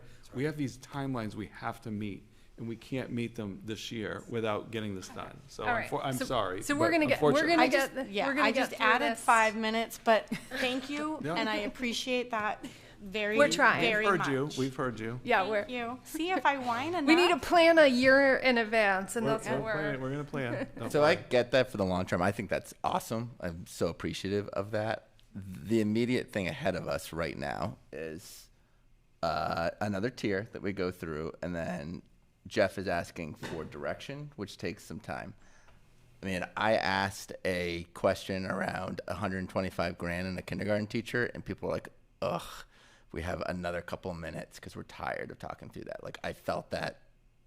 I don't think so. I think let's go Hold through on. tier 3. I hear you. Let's go through that. But I'm just saying that, like, it takes some energy and some time to get to that point. So I'm cool with going forward if we close on that, but I think that it's going to take a little bit more time and energy to really run through this. Just for me personally, Tim Valenti needs a little bit more time and energy to look through this and really make a decision to give Jeff exactly what he needs. So I'm cool with giving it to the end of this. I just don't know where we're going in terms of a decision, given our lack of energy and the time that we're at. So I'm cool with going forward if we have a kind of a plan beyond that. Do we have an option to add another meeting or a group workshop? Is that an option? It would be really hard. Scott and I talked about that today, just based on what we've got to get done and the deadline for getting those warrants done on the 15th. Okay. And all the stuff that has to go into getting those warrants written with the numbers that need to be processed. And with these reductions, there's a lot of changes we're going to have to make to the budget in advance of doing that. I think it would be very challenging to get. We have a finance meeting that should be on most people's calendars. But if we Not decide for a at the week, finance meeting, would you have enough time to write the warrants after that I finance don't meeting? think so. The problem is if we go beyond the 15th, for the board to adopt it, then you start running up against too close to the district budget meeting in order to be able, and the reason we moved the district budget meeting tighter was to allow absentee balloting. So if you push this out too far, you could affect absentee balloting. Oh, they already have Yes, ballots so- and they're already voting on the budget, right? Am I wrong on that? They can't return. Yeah, I know can't that I was return the already ballots asked to put, until they after the already meeting. put them together. Yeah. No, we gave them the ballots. That's not what I'm talking about. What I'm talking about is the timing to get to the district budget meeting in order to have one that can be posted, the warrants, right? So you vote on the articles at the district budget meeting, those have to be posted within a certain timeline. They have to be countersigned by both the council and the select board. And so there's this really arduous process going forward. So I just tell you that if we delay that, you know, you could be bumping up against those. And the statutory timelines. Can we get to tier 3? Okay. Thank you. Just saying. I know. Okay, so tier 3, the first one, again, this is more, these are more challenging, which I'm just gonna say, that's why it's on tier 3. So they're challenging from the beginning, and the first one's 179,604, which is to prepay off that second tech lease that I was talking about, which is in its, what year is it, Scott, remind me? It's in its second year. It's in the second year, so we would be going into the third one in FY '27. It's to prepay it off so that it is not, you don't have to pay it in FY '27. The problem is that because we carry 2 leases and because we have to keep purchasing devices and equipment and projectors year after year, and we put them into lease purchases to make it more economical for the district and for the taxpayer going forward. We still have to carry another tech lease, but it creates, again, that hole. So it's going to show as an increase right from the get-go in FY '28, unless, and Sean, you just referenced this, unless the board is committed to, if there's enough year-end funds, which we project there will be, is to pay off the entirety of this lease purchase and get it off the books so that you're not having to pay this and show it as an increase and carry it as an increase into FY '28 and FY '29, which you do not want to do, at least in '28. That's the year you It'll don't. substantially help out with the year that you're gonna have one of your largest increases as well, right, in '28. So You want to get this so out it helps off the books. next year and the year after. Yes. So I this think one's there's a number yeah. for interest too that we could save, right? It's a Yes. significant amount. There was Yes. a sizable amount for that. Yeah. So if you want to move forward with this item, just know that you are dealing with a lot more than 179. I don't have the exact number here, that you would want to consider paying off this lease purchase with year-end funds in June. So I just want to say that really, that's an So important we're talking about the point. Bobcat and the 2 tech leases we would be buying off completely. One tech lease. One tech. One tech The other lease. lease, we just We just decreased the amount of decreased the the new second one. Yeah. Thank you, okay. Yeah, we just decreased the total. What if we don't have this amount of money at the end of the year? Can we pay a portion of it? We can pay as much as we can pay off so that at least it helps. You could pay half of it, you could refund it. There's a number of things we could look to do You with don't it. have to pay off the whole thing, But I do I'd come believe. close if I you do can. believe you're going to be fine, just because of what I know is in out-of-district placement, you know, the 2 positions that we haven't filled. I think we're gonna be okay to do that. We're gonna have to have a little bit of a transfer to transportation and facilities and debt service, but those won't be to the magnitude of this, so. Since you just mentioned this, I noticed it looks like there's a line, it looks like for a bus that was remaining, it was like $100,000. Yeah, what we did, you mean in the current year we're in? Yeah, in Yeah, the, you'll see that just below that, there's a lease purchase that it was budgeted for, but yet you'll see a cash purchase below that. okay. What we did is we didn't lease it, we just did the cash purchase, and there was only a $20-something thousand difference between what we actually had budgeted, so. Okay. So we chose to do the cash bus purchase so that we're in that bucket of money so that we can get state subsidy on it next year. Okay. If we buy it out of this year. It's all playing those 2 buckets of money, whether you lease purchase 2 over a couple of years or you buy one outright so that you can get that money in the next year. And you never know which bucket you're gonna get approved for. Okay. Okay. That There's 2 helps. buckets of money, right? Cause So, yeah, I was noticing that So was. we try to play those buckets to our advantage. Okay. Anything else on the lease purchase? Any other comments or questions? So the next one is the pre-K coordinator. Can I mention one Yeah, thing go ahead, really Scott. quick? Okay, I just wanna Yeah. mention, on a lease purchase, the nice thing about that is you can wait right up until the last week of June and pay it off. When you're talking about pre-buying furniture and things like that, there's a lead time, right? So it may be 12 weeks until you can get the furniture here. You may not have enough time, and it has to be on-site prior to June 30th in order to be counted as a year 26 expense. So you can't like wait until the end of the year, buy the furniture, you know, or obligate yourself to it until it has to actually be on site by June 30th in order to have it be a expense in fiscal year 29. So that's the difference. All right, so the pre-K coordinator, again, this is one of those things that depending on what the board is doing, you're gonna need a pre-K coordinator. I think everyone is more or less in that mindset. But we put it on the list and to hire somebody halfway through the year. It is more problematic to look for a person in a position like this halfway through the year. However, we feel like it's possible that we would find somebody qualified to do that who is very interested in this work. It is not my first choice. It's not Julie Olson's first choice either. But we feel like we feel okay with it enough to put it on a list. There's two other problematic things. One, it creates another, again, hole in your budget in FY28 for the other 50% of this position. And we believe this position is going to be revenue generating for at least the next year. We don't know about after that. Everything the Department of Ed has said is that we're going to get revenue. You can bill for this position. So it's kind of, if we've been told that, again, I always look at what the DOE says, and I'm hoping that's the way it will work, but things sometimes don't work that way. I don't think it's the best choice, but it's on tier 3, and if we have to make decisions, here it is. And then the last one is 2 teaching positions. Now, again, I'm going to just say right up front, we're not talking about actual personnel.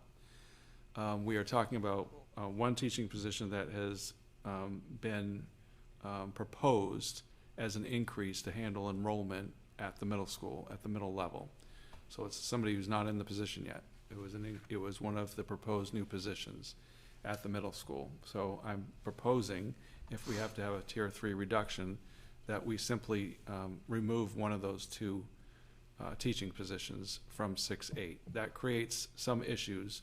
And I've talked to Monty Selby about this 2 or 3 or 4 times now. Exactly what might happen. It could create some programmatic issues around teaming at the middle level.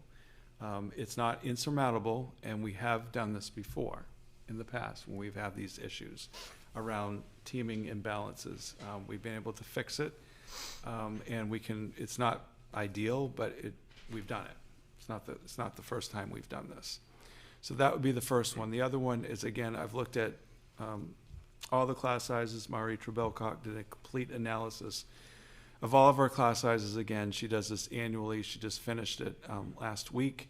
And we found that, again, potential of another FTE at the elementary level, MIW next year, and looking at class sizes. I don't feel 100% certain about that because, again, we pick students up at MIW that we don't know about. Sometimes we just kind of predict that we're going to pick kids up as they get older at MIW. But this would be the other position.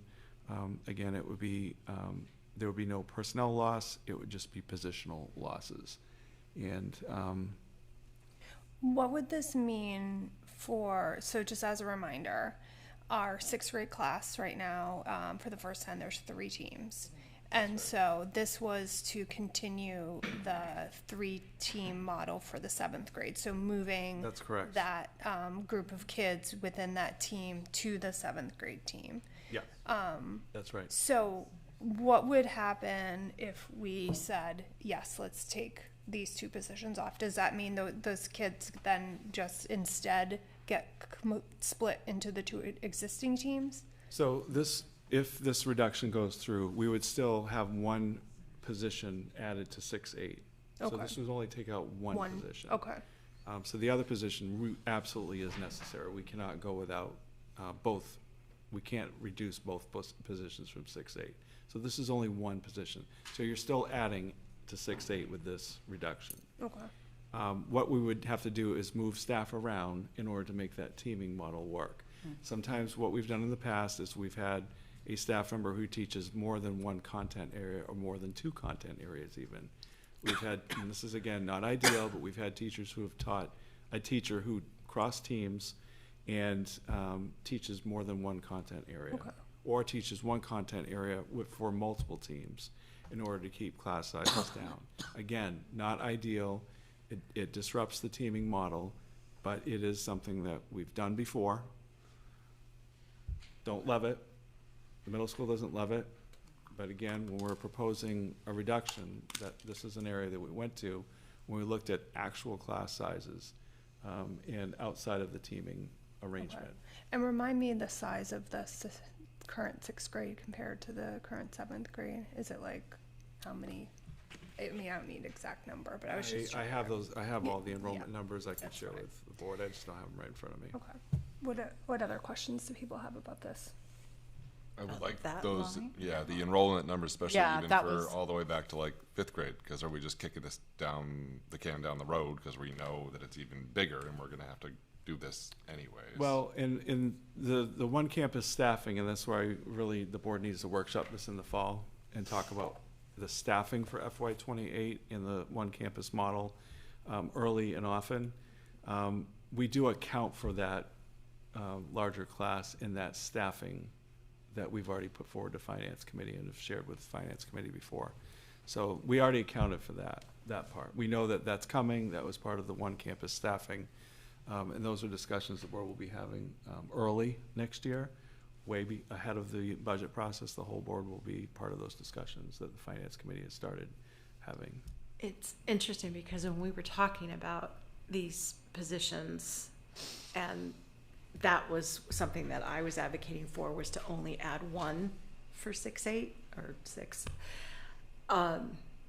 Someone, a former middle school teacher who happens to be in this room right now, said something very reasonable that I had not thought about because I have not taught middle school, which is that middle school tends to have the highest class sizes, just based on the fact that they're older, so you could have more kids in a class, but high school is when things become more diversified. So you're talking about more papers to grade. I'm trying to remember all the things that you were saying, more papers to grade, managing behavior, all of those things. And that, I was so appreciative of that perspective. So I'm going to throw it back at you because that is a reason that I have been since then saying, okay, you've convinced me to keep that position in the budget, not cut it. Yeah, and I will say that I wouldn't have, even proposed this reduction. Again, I'm not recommending these reductions. I'm proposing it, and there's a difference. But because we've looked at the actual class sizes for next year, and can we just add one position instead of 2, which I propose, it disrupts the team more than it disrupts the class sizes. So there is a range of class sizes at the middle school, obviously, just like the high school. And it depends on whether it's an allied art, whether it's a content area, it depends on how many students are in that grade, it depends on how many teams. So at 6th grade, we adjusted this year, we have 3 teams. One is a 2-person team. So in 7th grade, because those numbers are moving forward, 6th grade students going to 7th, we wanted to replicate that so that we could keep that teaming structure in place. But some of the class sizes we looked at, if you just look at the class sizes, I feel comfortable that we could add 1 FTE teacher and not 2 at GMS 6-8 next year with the class sizes. However, it is a team structure issue more than anything else. And I just want to say that up front and be upfront about that. I'm surprised at this one just because we know that 6th grade class is so big, and moving to the 3-team model was such a mental leap for so many families in 6th grade and those kids. There were like kids sobbing when they found out that they were on the middle, the new team. And it seems like it's gone so beautifully. So then as a 6th grade parent to get an email about 2 months ago saying, does your kid want to stay on their team? Like, would you be open to switching your teams? Was like, whoa, this is going to throw this whole class into disarray. So I'm surprised that this has made it on here, just because it seems like it's really poking the bear. Yeah, we definitely don't want to poke the bear, but again, we're asked to come up with positions. Nobody really wants this, but, you know, in terms of getting the budget down, this was one area that we could hang our hat on and say class sizes, if you look at sheer class size, we could put this forward as a reduction. I can say from a lot of experience, there's been a lot of tears about neighborhoods and teams. There was a year where the 3rd grade was split between the Memorial School and MIW. There were a lot of tears about that, and everybody survived. Katie just said that, not me. I remember my 7th grade year, I went to school with, like, what's a fourth of our grade, Caitlin? What would that be? Like, because you have your team and then you have your cohort because of COVID. Yes. So, I get it though. I just want to also, I know I said this, but I know it's late, so I'm going to say it again so we don't miss it. This is actually a reduction to the proposed addition of 2 FTEs at GMS 68. It is not a reduction to the current staffing at GMS 68. That staffing would actually still increase by 1 FTE, even if you took these 2 reductions. I just want to make that really clear. Okay. For the sake of moving us forward. I was just going So I'll go with the finance chair's Okay. recommendation to move us forward. I want to go back to what Scott said, which is that we are talking about, if you think back to 2 weeks ago, the presentation where that middle box was the operating expenses. Oh, I have it. Right? So one of the things we did at our finance meeting, 2 weeks ago, which was the day after that monster meeting, is to kind of create that formula so that we have that debt service box we do not touch because we can't. And then manipulating the middle box or the far right box, which is the total, to kind of play with it and see. I'm just going to go ahead and say to all of you, not because I expect you to do what I'm saying, but to give you kind of an idea. These are the things I'm not comfortable with taking out, okay? Just me, after a couple of years of being on this committee. I'm not comfortable with taking out the SRO because I just don't know what's going to happen with the town. I'm not comfortable with asking the schools to reduce their budget lines because we did that last year, and I genuinely believe that they have stuck to that. I am not okay with taking out the van lease because I think that kicks it down the road. And I think that it does save us money on fuel and other opportunities. The pre-K coordinator, I believe, I was the one who was advocating for a half year. I'm going to call it ESPED, Early Special Education Coordinator, not pre-K. Odds are, well, I don't know. I feel like that one should stay in, especially if we're going to be able to bill for it. The 268 positions and the school counselor, given everything we heard about what middle schoolers need right now. So if those are the things that we don't take out and we take out everything else, then that middle box operating expenses represents a 5.07% increase for a total of 6.31. Does that make sense? Mm-hmm. So I say that not because I expect you all to agree with me on every single thing, but just to give you an idea, because Jeff has given us options. We can play with it, but again, we're really talking about that middle box. And for us to increase our operating expenses by 5%, I think is a very reasonable, especially given The health insurance increase. yeah, because this is not saying that these things that we're keeping in equal 5%. This is on top of the health insurance increase, and on top salary of salaries and benefits that are encumbered. When you do that and you're increasing your operating expenses by 5%, that's something I could live with. So, Okay, so I'm going to go to Sean. I'm going to start with finance committee members. I just had one question for Kim because I wanted to do one calculation. What is the dollar amount to that increase? Do you have that right there? yes. Okay. So we are reducing by $2,728,279. No, No. I did this last time.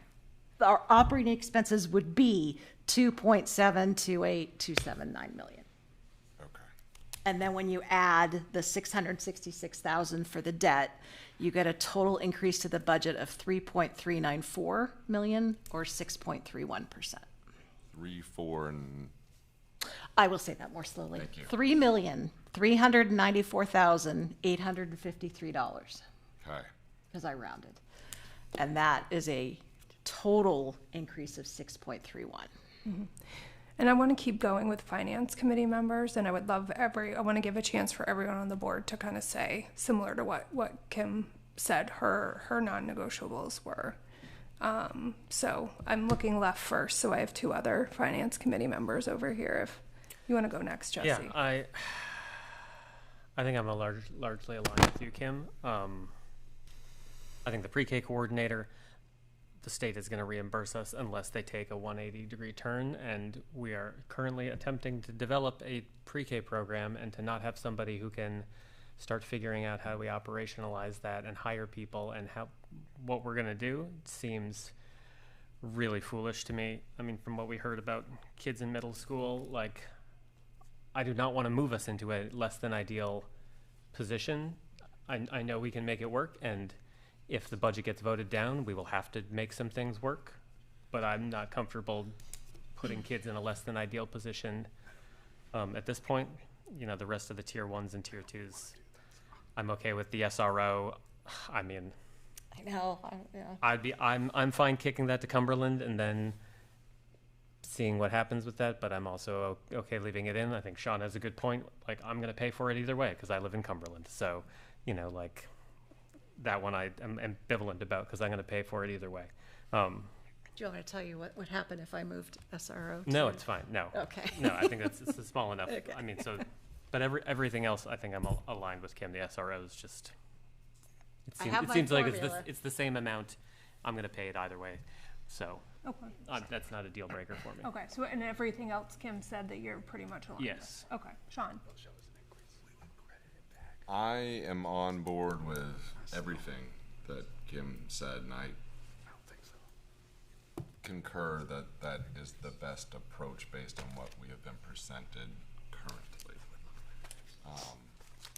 I already mentioned the SRO, so it's not going to help anybody's taxes if we do anything different with it, unless we reduce it, and I never want to do that. It's critical. Well, just for fun, I will tell you what happens if we take out the SRO. And that gets us to a 6.24% increase. Instead of what did I say before? 6.31. Thank you. Yeah. Okay. The only thing I'm going to hammer this, and I keep hammering it, just using Kim's number, if we went that approach, just the cost in healthcare from last year to this year is 19% of that increase. Mm-hmm. Just healthcare. Just healthcare. Yep. Thank you, Sean. Anything else? You good? I'm good. All right, Sarah. I'm gonna surprise you, Scott. Like you surprised me earlier today. Little negotiations joke. I would choose to put back in the van lease purchase, and I think the SRO is an important conversation to have. I am going to continue to pound the drum about looking at that 60, the chairs, and I don't love moving it to one campus. I would rather us bang down the doors of the other schools for that opportunity. But either way, that would be taking it out of the operating budget, right? Mm-hmm. Yeah. Yeah. Well, what if we could buy it with year-end fund balance as well, if we had to? I would agree. So if you removed it, if we had the flexibility of doing that either way, okay, then that would allow us to So that do one that. campus we'd keep in bricks and mortar. Or other things. Okay. So Bricks and mortar. So the main thing you disagreed with was the van lease. You think we should keep that? I think we should keep that to stay on the schedule of equipment. Okay. Thank you, Sarah. All right. Now I'm going to just go right down the line because I did finance committee first. You're good, Katie? Above our pay grade. Caitlin? Okay. Can you quickly Go through the list? say what you said? Yeah, go through the Yes. list. Okay, so the list of what we would keep in our budget. Essentially, the things that are on this list that you would omit. Do you want to go? Can you go back? I think it's helpful. So, tier 3. Can you go to tier 3?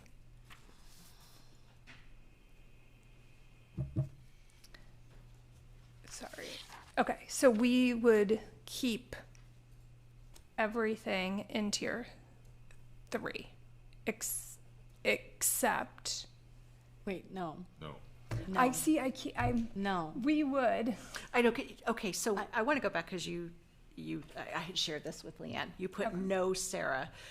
So Sarah, did you say keep the van in the budget? In the budget. Keep the van. Okay. In the budget. So in other words, But all you the and I are. You're in the- agreement. All of the other recommendations I feel are, I appreciate, I Okay. would approve. Okay. All of All right. I keep No, swapping. 'cause all I'm- of all of the tiers. Jeff's. Okay. The only things that I would put back in or request financing for would be the van and the SRO. And I'd like to see how to do the furniture not through one campus and cheaper if we can. Okay. So then, Megan, to your question. Yep. The things that I'm saying I want to keep in the budget. In other words, remove from the reductions. Remove from the reduction, thank you. The school's reducing their budget lines by 15,000. Yep. The van, the ESPED coordinator, not pre-K coordinator, the 2 teaching positions, the school counselor, and I'm on the fence about the SRO. Right now I have it as keeping it in the budget just because I'm nervous. And that gets us to a 6.31% increase. Thank you. Or a 5.07% increase in operating expenses. Does that make sense, Megan? Yep. Okay. And so you're just looking for, are we in agreement with Kim? And please, you guys, I do not mean to be taking It's great. No, 'cause no, you're you're giving control. us- No, I'm no, just trying to move this is us why you're forward. chair. Yeah. Tim? Megan gave her answer. I am in agreement with Kim on everything except the van. I feel like the van is a toss-up. I don't feel super strongly about it. You're saying we've got it for 2 more years, we're going to be fine. I don't feel super strongly about it. The SRO, as long as we don't lose our SRO, and I hear what you're saying, we're going to pay for it either way. I don't want that position to be in jeopardy. And I don't think it will. You know, if we say to this town, we don't want to absorb that cost, I don't really know what's going to happen. I just don't want to lose that position. Great. Tim? Okay, I'm going to do something rare for me, which is I don't feel comfortable to actually have a position on this. Like, for example, I want to look through what we just got, some of the actuals here, so thank you for that. And see, like, can I find 25 grand for that school counselor that, like, can we ask more about certain light items and stuff like that? So I'm not, like, given the time and the position and how much I've had the opportunity to kind of look at this and digest this since getting this a couple hours ago, I don't feel comfortable making a recommendation in a way that feels responsible to the duty. So I'm going to sit this one out. Okay. Lauren? I think I'm in agreement with Kim. I think the items that she has identified are in alignment with what's important to me. I think the van is, we'll have needs for it. It will be used and it will be difficult to purchase down the road if not needed sooner. I think this ESPED, what we're calling it, coordinator. That's what I'm calling it. Yeah. I'll never remember. As the chair of that committee, I really don't want to limit what we're going to be able to do there. We're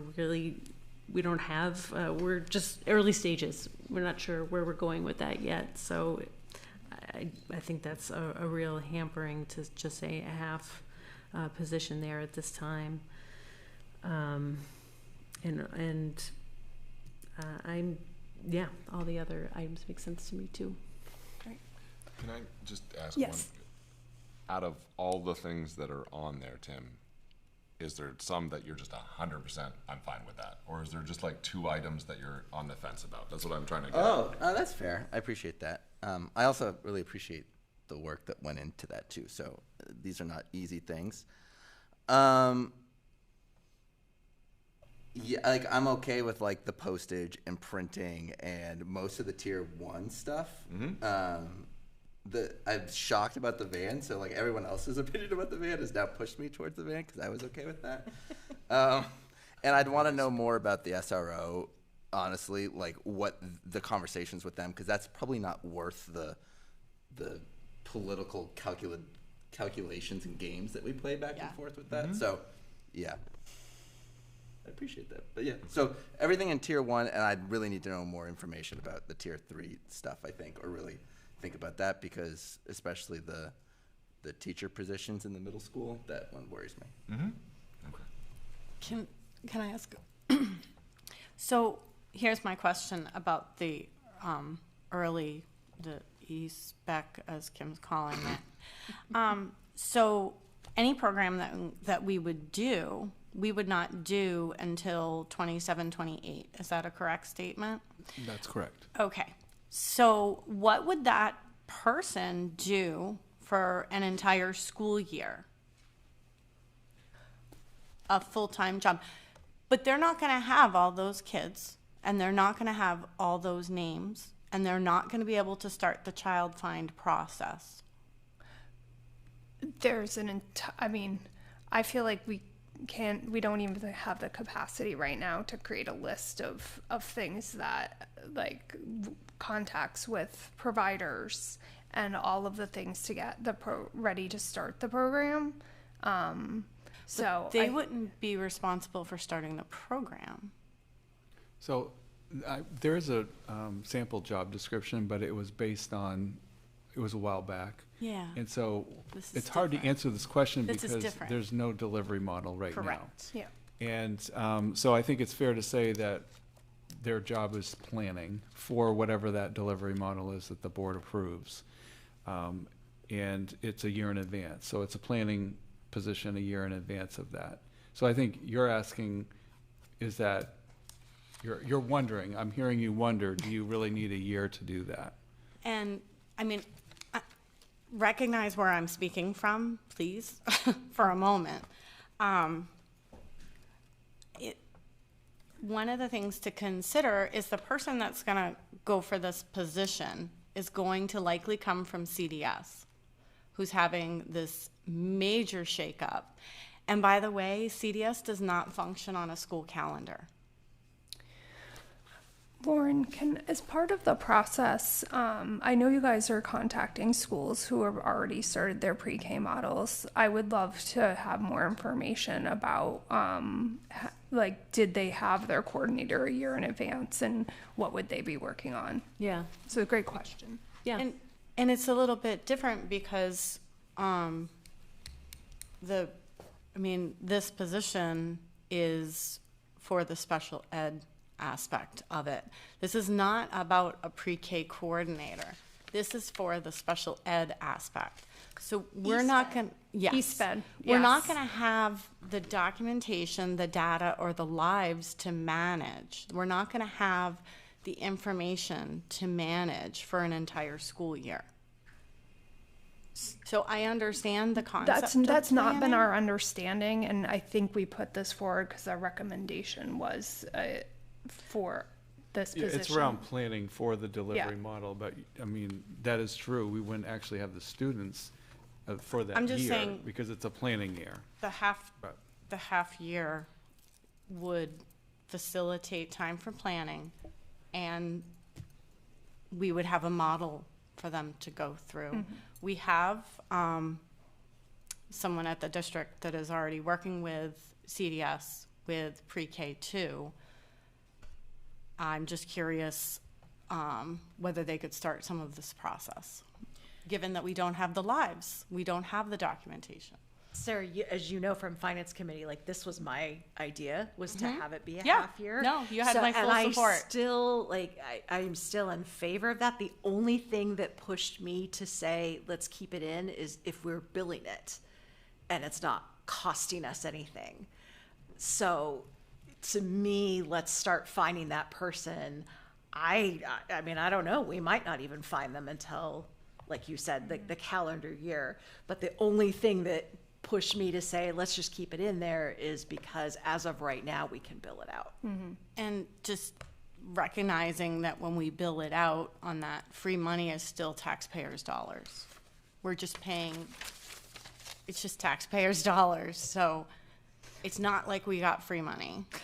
Fair point. It's never free. It's Nothing never free. in It's life coming is out of free. our pockets. Yes. So, And I think that this is one of the items that I know talked about a few times now as part of this committee, and I've been in support of partially because it's revenue generating, but yes, it's paid for somewhere out of something for sure. But really wanting to ensure that we're setting our district and ultimately those kids and families up for success. And so that was part of the goal, but it would be great to get more information. I know Lauren's on it to better understand what districts have needed to feel like they're in a position. but the districts are handling a pre-K program and not the special ed aspect of this mandate.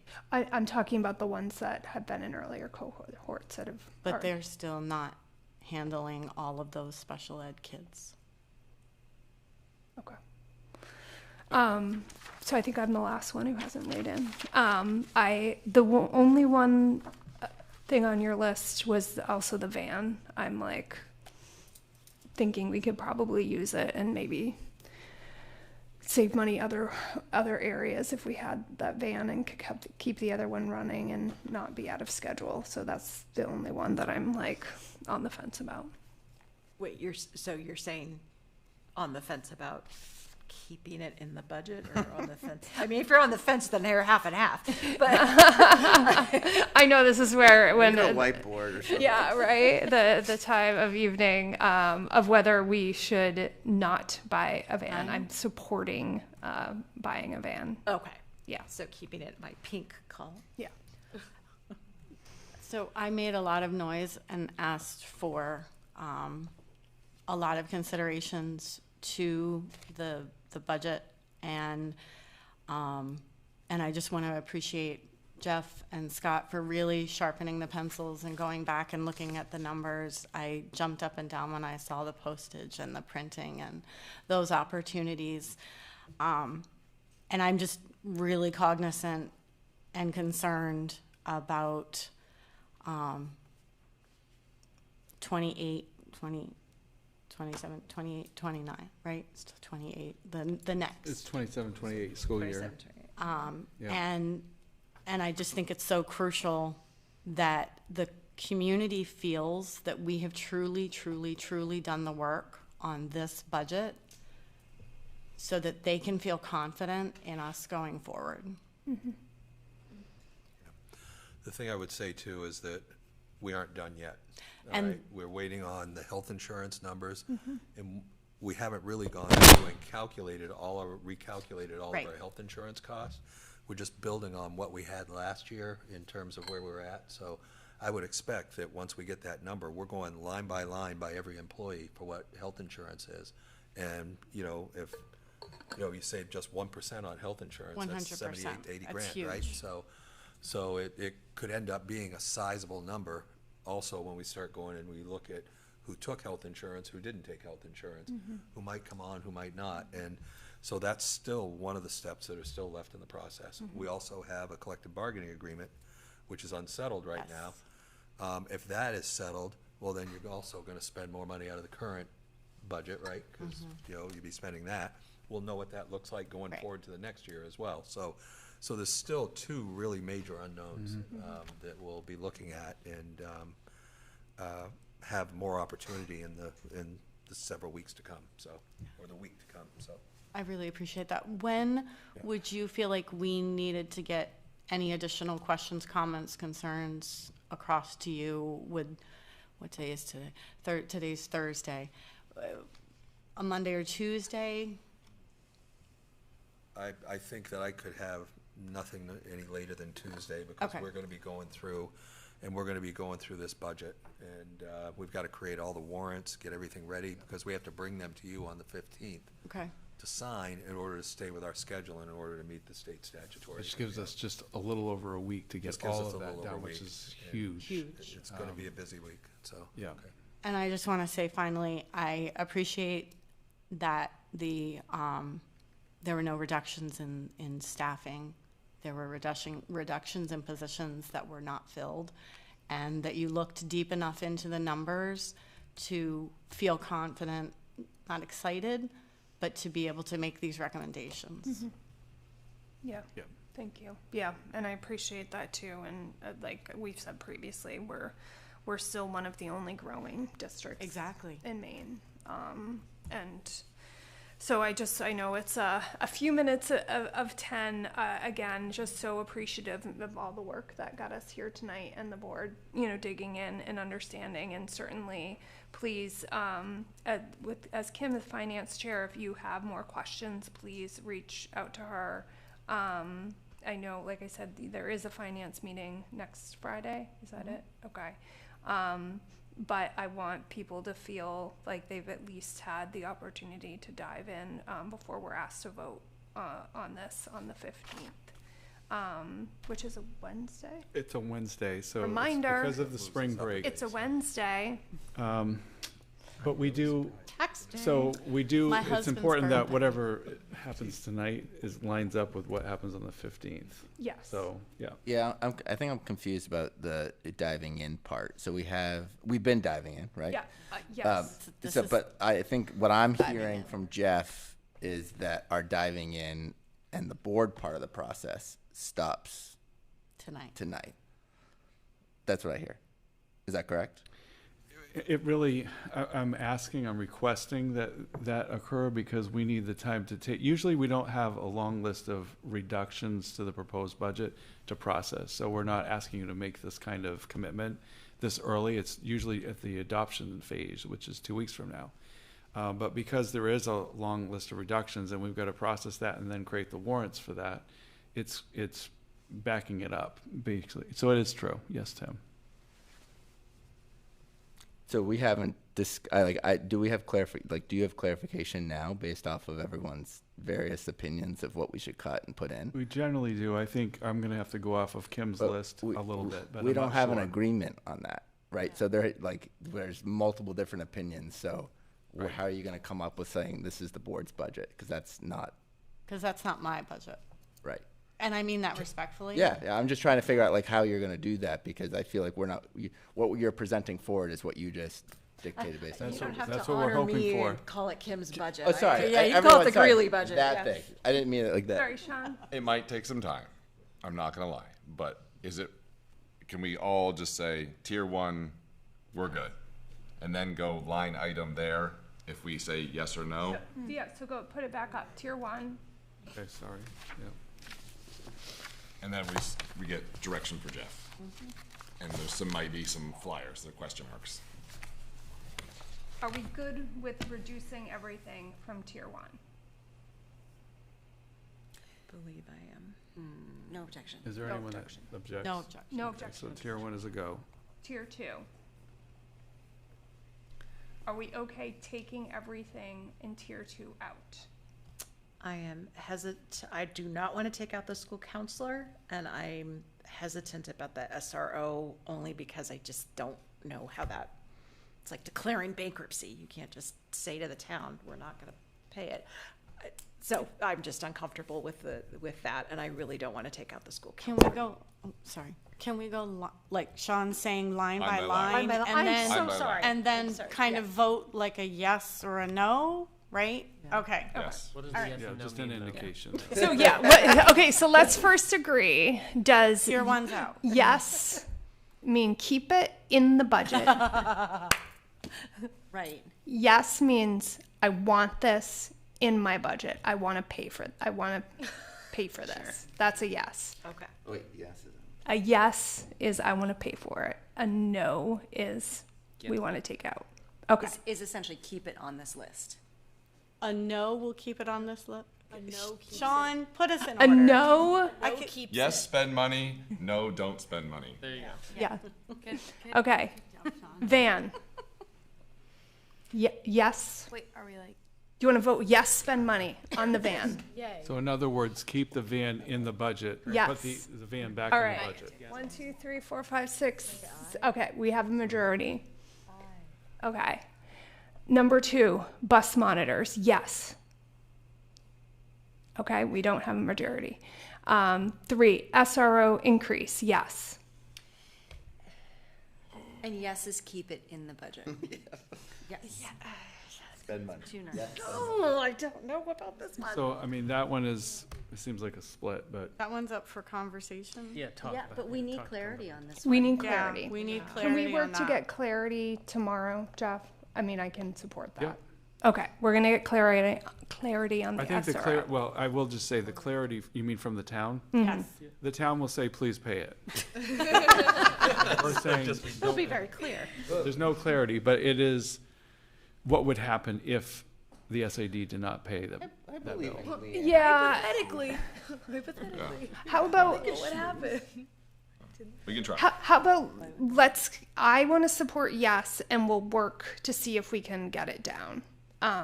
Would people support that? Like, let's keep it in, but we want to have conversations to see if they would not make us keep it in. Yes. Okay, so yes, Yes. Yes, pay for yes. Okay, pay Yes, for it. yes means put it back Pay in the for it. budget. Yes, paying for it. Cumberland to try and make them pay for it. Yes. Me pay for it. Okay. Desk chairs. Yes, keep it in. Okay. No support. 15,000 for the detailed budget reduction. Yes, keep it in. Keep it in, meaning keep it in the budget, not keep Okay. it in the. So that does not have the majority. Take it out. Okay. Wait a second, I'm sorry, the detail is gone. Gone. So in other words, we are taking the money out Correct. of the budget. Correct. Okay. We're double negative. Yes for the ecology school. It's all double negative. It's all double negative. It's all double negative. Yes for the school counselor increase. I'm sorry. Yes School to council pay. increase, pay for it. Yes, pay for the school Instead of saying counselor. yes or no, can we just say remove it, or can we say Keep reduce? or Keep it in or remove. remove. Cut. Keep or Cut. remove. Cut. Pay or cut. Cut. Yeah, Yeah. that'll be easier for me. Pay. Pay for the council. Haircut. Keep it in, take it out. Keep it in. Okay, we do not have a majority on the school counselor. We do not have a majority on that. Okay. K teacher. Okay, no support. Keep going. Tier 3. Tier 3. Pay for the lease purchase. Pay for the lease. Yeah. Let's pay the money. Don't Yeah. pay interest. Yeah. Yeah. Pay the You money. said that should say pay. And We Scott, want to pay. and Scott is gonna find the money at the end of the year, hopefully. We're gonna try We've to. identified it, we've identified it in special education because of the out-of-district placements that we didn't have to fund. Okay, pay for the lease purchase. So a hand up means One way or rather another. than kicking it down. Yeah. And some other salary allowance. This one gets confusing. This one gets Pay for confusing. lease purchase, which means that 179,000 will come out. Means it's coming out of the district's Oh my operating God. budget. Don't. No, I know, we're all, It's coming out of the district's operating budget next Keep year. it as Keep it as a reduction. Don't Keep it- confuse us, okay? Please. Just. keep as a reduction, okay? keep it Because as we a were reduction. saying yes before, and Another- now it's Want it? opposite. No, Don't. no. Can I just say, you're keeping it on this Sean reduction says. list? Yes. what I Keep want it on the also. reduction list. We're Right? taking it out, we're Okay. taking it out next year. Nobody raised their hand. We're gonna pay for it out of the My apologies. whole thing. My apologies. What just happened? I feel like I made We just need to know what's coming off the list. Is it staying on the reduction list, or is it coming off? That's all. Sean, Okay. Dang. Pre-K coordinator. How are we voting? What is voting? That, I do not think that that should be on the reduction list. I think we should take that out of the list of reductions. I would like to take it out of the list of reductions. So we want the yes. Yes, I would like to do that. Because the state might pay for it, probably. So this would be a full year of pre-K coordinator. That's right. That's Yeah. what you would be deciding. Yes. So I have a little bit more complicated question on that one. Okay. So if we keep it on the list, do we want to count the offsetting revenue as a revenue against the tax assessment? So do we want to assume we're going to get the money or assume we're not getting the money? That's a good Because point. we could Assume actually we're not reduce, getting the we money. could reduce the tax assessment. if- Yeah, we've asked this, and they've said that, I mean, that's part of the conditions of That's why just part I've of my been in question. It support would of still it. be in the budget. Yeah, that's the only reason It would that still I- be in the budget as an expenditure, but you would show an offsetting revenue in your revenue side where you keep your state subsidy, your miscellaneous revenues, et cetera. The only reason I'm 100% supporting it Yeah. personally is that we've been told multiple times That we know of. that we know of. So therefore, In you're, writing?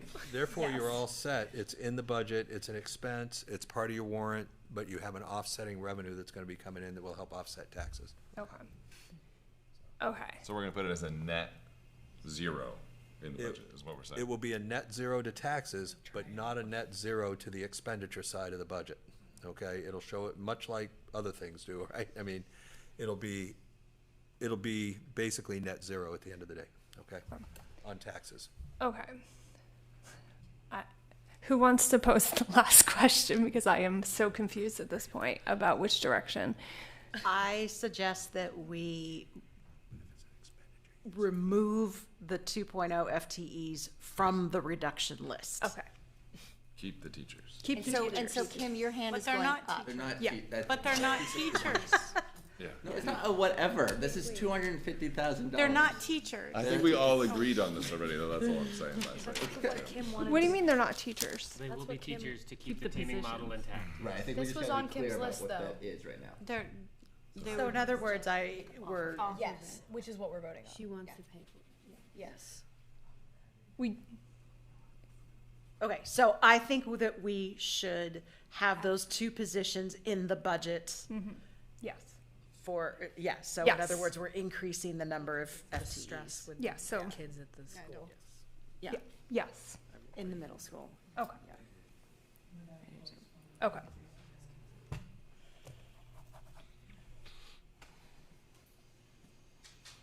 Can I do a summary so I get it right? Okay, so tier one, everything's gone, right? Yep. Yes. Tier two, putting back in the budget, okay? Just think of it as already gone. We haven't done it yet, but if it's out of the budget. So putting back in the budget, the van, one van, SRO, school counselor .2. Did I get that No, right? that one didn't go through. Okay, so not the school counselor.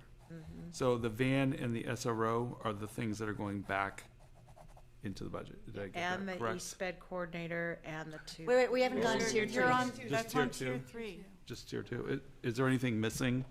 Or I got it, okay. Tier three, putting back in the budget, the pre-K coordinator, .5, and the two teachers. Yes. Back in the budget. But everything else that we didn't just mention is being reduced or eliminated. That gets us to 4.99% on the operating expenses for a total increase of 6.23. So we Six- got, Yeah, 6.23 on the we total. exceeded the goal from our 2 weeks ago to get this in the 5 range. Is that really 4.99? All right, well, Kim's little worksheet says, wow. Yeah, we gotta chop the numbers. This is, it is compromised. Take a stab at this van again over this counselor. I'm not comfortable putting it in the budget and not hiring the staffing, which is Here, closest will you to pass that to Jeff? That doesn't make sense to me. Or is it a done deal? I can't right now. There. I don't agree with that. I think that's, Which part do you not agree with? Yeah, just please share. you want me to share? I'm s- Scott has I'm s- something to share. I'm struggling that we're putting a van back in the budget, but we aren't putting in the counselor, which is directly related to students and many of the things that we heard tonight at the beginning of this meeting. It's hard for me to swallow putting a van in, which is the farthest away from students. Okay. And and not putting the counselor in. That's a struggle. So Yeah, okay. I'll agree with that logic. I can sway that. Thank you That for was bringing my- that to our Try to keep as attention. much close to the classroom and kids as you can, and the other things are the things that can go by the Okay, so I'm gonna ask for another vote because I was in support of the counselor in general. So let's first vote on including the counselor in the budget. Do we have the support of including the counselor in the budget? Okay, Generally, I didn't see that. at the So- table, but okay. sorry. So we're at 5.04%. Wait a minute, but we haven't talked about the van. We haven't talked to the van. Okay, so it looks like we had a majority for the school counselor. Do people want to reconsider the van? So Kim's calculations, this could still get us under 5 because we have other adjustments that are going to be made that could get us if that was like a turning point. But I will ask. So put the school counselor in for how much money was that for the school? 25,000, and the van lease was 27,000. Do people want to keep the van lease In the budget. in the budget? I do not. Keep the van lease in the budget. No, it wasn't keep the van lease, it was buy the additional. It was get the additional van. Get the additional van. And we've heard from our transportation director that van will continue to run and be fine. For at least 2 years, you said, right? So we're voting to keep the van in the reduction list, or to put it She into was the asking budget if you budget. want to, then raise your hand. So we were going to, we agreed to pay for the van, but then we added the school counselor back. And I was just, Okay, I'm not raising my hand. so. Are we taking a vote one more time on the van?